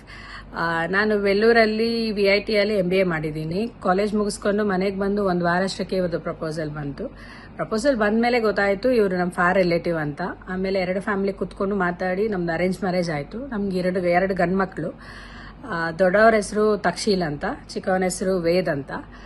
ಇನ್ನು ಶ್ರೀಕಿ ಅವ್ರ ಬಗ್ಗೆ ಹೇಳಬೇಕು ಅಂದ್ರೆ, ಅವ್ರ ತಂದೆ ಅಂದ್ರೆ ತುಂಬಾ ಇಷ್ಟ. ತಂದೆ ಹೇಳಿರೋ ಮಾತನ್ನಂತೂ ಮೀರಲ್ಲ. ಸೊ ಏನ್ ಕೆಲಸ ಕೊಟ್ರೇನು ಅದನ್ನ ಮುಗಿಸ್ಕೊಂಡು ಬರ್ತಾರೆ. ತುಂಬಾ ಹಾರ್ಡ್ ವರ್ಕಿಂಗ್, ತುಂಬಾ ಕಾನ್ಸಂಟ್ರೇಟೆಡ್ ಆಗಿ ಮಾಡ್ತಾರೆ, ತುಂಬಾ ಡೆಡಿಕೇಟೆಡ್ ಆಗಿ ಮಾಡ್ತಾರೆ. ಏನೇ ಕೊಟ್ರೇನು ಅದ್ರ ಮುಗಿದಿರ ಅಂತೂ ನಿದ್ದೆ ಅಂತೂ ಮಾಡಲ್ಲ, ಅಷ್ಟು ಕಾನ್ಸಂಟ್ರೇಟೆಡ್ ಆಗಿ ಮಾಡ್ತಾರೆ. ಅದರಿಂದ ಅವ್ರ ಫ್ಯಾಮಿಲಿ ಬಿಸ್ನೆಸ್ ಇವಾಗ ಟೇಕ್ ಓವರ್ ಮಾಡಿದ್ದಾರೆ. ನಮ್ಮ ಮಾವ ಅವ್ರದ್ದು ಡ್ರೀಮ್ಸ್ ಒಂದು ಚೈನ್ ಆಫ್ ಹೋಟೆಲ್ಸ್ ಮಾಡಬೇಕು ಅಂತ. ಸದ್ಯಕ್ಕೆ 2 ಬ್ರಾಂಚ್ ಆಗಿದೆ. ಇನ್ನು ಮುಂದೆ ಇನ್ನು ಫರ್ದರ್ ಆಗಿ ಎಕ್ಸ್ಪೆಂಡ್ ಮಾಡೋಣ ಅಂತ ಪ್ರಯತ್ನ ಪಡ್ತಿದ್ದಾರೆ. ಸೈಮಲ್ಟೇನಿಯಸ್ ಆಗಿ ಇವ್ರದ್ದು ಬಂದ್ಬಿಟ್ಟು ಇವ್ರ ಡ್ರೀಮ್ಸ್ ನ ಫುಲ್ಫಿಲ್ ಮಾಡೋದಕ್ಕೋಸ್ಕರ ಸ್ಟೋರೀಸ್ ಕೇಳ್ತಿನೇ ಇದ್ದಾರೆ. ಒಂದು 2 years ಇಂದ ಸ್ಟೋರೀಸ್ ಕೇಳ್ತಿದ್ದಾರೆ. ಇವ್ರಿಗೆ ಇಷ್ಟಪಡುವಂತ ಸ್ಕ್ರಿಪ್ಟ್ ಬಂದಿಲ್ಲ. ಖಂಡಿತವಾಗಿ ಇನ್ನು ಮುಂದೆ ಬಂತು ಅಂದ್ರೆ ಸಿನಿಮಾ ಮಾಡ್ತಾರೆ. ನಿಮ್ಮೆಲ್ಲರ ಮುಂದೆನೇ ದೊಡ್ಡ ಸ್ಕ್ರೀನಲ್ಲಿ ಕಾಣಿಸ್ಕೊಂತಾರೆ. Thank you. ಇದಕ್ಕೆ ಶ್ರೀಕಿ, ತುಂಬಾ ಜನ ಕಾಯ್ತಾ ಇದ್ದಾರೆ, ನಿಮ್ಮ ಮನೆಯಲ್ಲೂ ಕಾಯ್ತಾ ಇದ್ದಾರೆ. ಡೆಫಿನೆಟ್ ಆಗಿ ನನ್ನ ಮಕ್ಳು ಕೇಳ್ತಾರೆ, ಪಾಪ ನೀವು ಅಂದ್ರೆ ಈ ಸಾಂಗ್ಸ್ ಅದು ಇದು ಬಂದಾಗ ಸಡನ್ ಆಗಿ ಟಿವಿಯಲ್ಲಿ ನೋಡ್ಬಿಟ್ಟು ದರ್ಶನ್ ಅಂಕಲ್ ಸಿನಿಮಾ ಮಾಡ್ತಾರೆ, ನೀವು ಯಾಕೆ ಮಾಡ್ತಿಲ್ಲ? ಏನು ಆನ್ಸರ್ ಮಾಡೋಣ ಅವ್ರಿಗೆ? ಮಾಡಬೇಕಲ್ಲ ಕತೆ ಹೇಳ್ದ, ಇಲ್ಲ ಮಾಡ್ತಾ ಇದ್ದೀನಪ್ಪ, ಕೇಳ್ತಾ ಇದ್ದೀನಿ, ಸ್ಟೋರೀಸ್ ಕೇಳ್ತಾ ಇದ್ದೀನಿ, ಒಳ್ಳೆ ಕತೆ ಬರಬೇಕು, ಎಲ್ಲ ಮಾಡಬೇಕು ಅಂತ. ಇಲ್ಲ ಅವರೆಲ್ಲ ಮಾಡ್ತಾರೆ, ನೀವು ಮಾಡಿಲ್ಲ ಅಂತಾರೆ. ಸೊ ಅವರೊಂದು ಇನ್ನೋಸೆನ್ಸಲ್ಲಿ ಕೇಳ್ತಾರೆ. ನಾವಪ್ಪನು ಫಿಲಮ್ ಆ್ಯಕ್ಟರ್ ಅಂದರೆ ಸ್ಕೂಲಲ್ಲಿ ಕೂಡ ಅದೇ ಹೆಂಗಾಗ್ಬಿಟ್ಟಿದೆ ಅಂದರೆ ಅವ್ರಿಗೆ ಫಿಲಮ್ ಆ್ಯಕ್ಟರ್ ಶ್ರೀಕಾಂತ್ ಇದ್ರಲ್ಲ ಅವ್ರ ಮಕ್ಕಳು ಅನ್ನೋ ಥರ ಅದೊಂದು ಅವ್ರಿಗೆ ಗೊತ್ತಿಲ್ಲ ಅದು ಫಿಲಮ್ ಆ್ಯಕ್ಟರ್ ಅಂದರೆ ಏನು ಅಂತ. ಈಗ ಸ್ವಲ್ಪ ದೊಡ್ಡ ಮಗನಿಗೆ ಒಂದು ಸ್ವಲ್ಪ ಅರ್ಥ ಆಗ್ತಾ ಇದೆ. ಇವಾಗ ಅವ್ರಿಗೆ ಒಂದು ಕ್ಯೂರಿಯಾಸಿಟಿ, ಹೊಸ ಸಿನಿಮಾ ಅಪ್ಪ ಮಾಡಬೇಕು ನೋಡಬೇಕು ಅನ್ನೋದೆಲ್ಲ. ಅದೊಂಥರ ಕೇಳಿದ್ರೆ ಶ್ರೀಕಿ ನೋಡಿ, ಮೊದಲು ನಿಮ್ಮ ತಂದೆಯವ್ರಿಗೋಸ್ಕರ ಸಿನಿಮಾ ಮಾಡಿದ್ರಿ, ಇವಾಗ ಮಕ್ಕಳಿಗೋಸ್ಕರ ಮಾಡಬೇಕು. ಡೆಫಿನೆಟ್ ಆಗಿ ಅವ್ರು ಕೇಳ್ತಿದ್ದಾರೆ, ಅಟ್ಲೀಸ್ಟ್ ಅದಕ್ಕೋಸ್ಕರ ಆದ್ರೂ ಆದಷ್ಟು ಬೇಗ ಮಾಡ್ಬೇಕು ನಾನು. ಎಸ್ ಆದಷ್ಟು ಬೇಗ ನೀವು ಚಿತ್ರರಂಗಕ್ಕೆ ವಾಪಸ್ ಬಂದು ಖಂಡಿತ ಒಲವೇ ಮಂದಾರವನ್ನು ಮೀರಿಸೋ ಅಂತ ಒಂದು ಒಳ್ಳೆ ಚಿತ್ರಗಳಲ್ಲಿ ನಟಿಸ್ಲಿ ಅಂತ ಕೇಳ್ಕೊಳ್ತೀನಿ. ನಮ್ಮ ದೂರದರ್ಶನದ ಸಮಸ್ತ ವೀಕ್ಷಕರ ಪರವಾಗಿ ನಿಮಗೆ ಬೆಸ್ಟ್ ವಿಶಸ್, ಆರೈಕೆಗಳು. ಆದಷ್ಟು ಬೇಗ ಚಂದನವನಕ್ಕೆ ವಾಪಸ್ ಬಂದ್ಬಿಡಿ. ಖಂಡಿತ ನಾನು ಕಾಯ್ತಾ ಇದ್ದೀನಿ. ಈಗಾಗಲೇ ನಾನು ಹೇಳ್ದಂಗೆ ಒಳ್ಳೆ ಕತೆ ಬಂದರೆ ಖಂಡಿತ ನಾನು ಆದಷ್ಟು ಬೇಗ ಬರ್ತೀನಿ. ನೋಡೋಣ. ಇವತ್ತು ಬೇಡ ಅಂದರೂ ಕೂಡ ಬಣ್ಣ ಹಚ್ಚಿದ್ದೀರಾ, ಬಣ್ಣದಿಂದ ನಾನು ಆದಷ್ಟು ಬೇಗ ಸಿನಿಮಾಗೆ ಬರ್ತೀನಿ ಅನ್ನೋ ಕಾನ್ಫಿಡೆನ್ಸ್ ಬಂದಿದೆ. ತುಂಬ ಧನ್ಯವಾದಗಳು ಚಂದನ ಟಿವಿಗೆ ಮತ್ತು ನಿಮಗೆ. ದೂರದರ್ಶನದಲ್ಲಿ ಬಣ್ಣ ಹಚ್ಚಿದವ್ರು ಎಲ್ಲರಿಗೂ ಒಳ್ಳೇದಾಗತ್ತೆ ಅನ್ನೋದು ಒಂದು ಗಾದೆ ಇದೆ. ಖಂಡಿತ ಅದು ಒಳ್ಳೇದಾಗಲಿ, ನನಗೆ ಆದಷ್ಟು ಬೇಗ ಸಿಲ್ವರ್ ಸ್ಕ್ರೀನ್ ಮೇಲೆ ಕಾಣಿಸ್ಕೊಳ್ಳೋ ಅದೃಷ್ಟ ಬರಲಿ. ಅದು ಕೂಡ ಎಲ್ಲರ ಆಸೆ, ಎಲ್ಲ ಪ್ರೇಕ್ಷಕರ ಆಸೆ ಕೂಡ. ಧನ್ಯವಾದಗಳು. ನಮ್ಮ ತಾರಾಂತರಂಗ ಕಾರ್ಯಕ್ರಮಕ್ಕೆ ಬಂದಿದ್ದಕ್ಕೆ ನಿಮಗೆ ಮತ್ತೊಮ್ಮೆ ಧನ್ಯವಾದಗಳನ್ನ ತಿಳಿಸ್ತೀನಿ. Thank you so much sir. ಆತ್ಮೀಯ ವೀಕ್ಷಕರೇ, ಇಲ್ಲಿವರೆಗೂ ನಟ ಶ್ರೀಕಿ ಅವರನ್ನ ಮಾತಾಡಿಸಿದ್ವಿ. ಅವರ ಅಂತರಾಳದ ಮಾತುಗಳನ್ನು ತಾರಾಂತರಂಗ ಕಾರ್ಯಕ್ರಮದಲ್ಲಿ ನೀವೆಲ್ಲ ಕೇಳಿದ್ದೀರಾ. ಮುಂದಿನ ವಾರ ಮತ್ತೊಬ್ಬ ಕನ್ನಡದ ಸಾಧಕನೊಂದಿಗೆ ಭೇಟಿಯಾಗೋಣ. ಅಲ್ಲಿಯವರೆಗೂ ನಮಸ್ಕಾರ.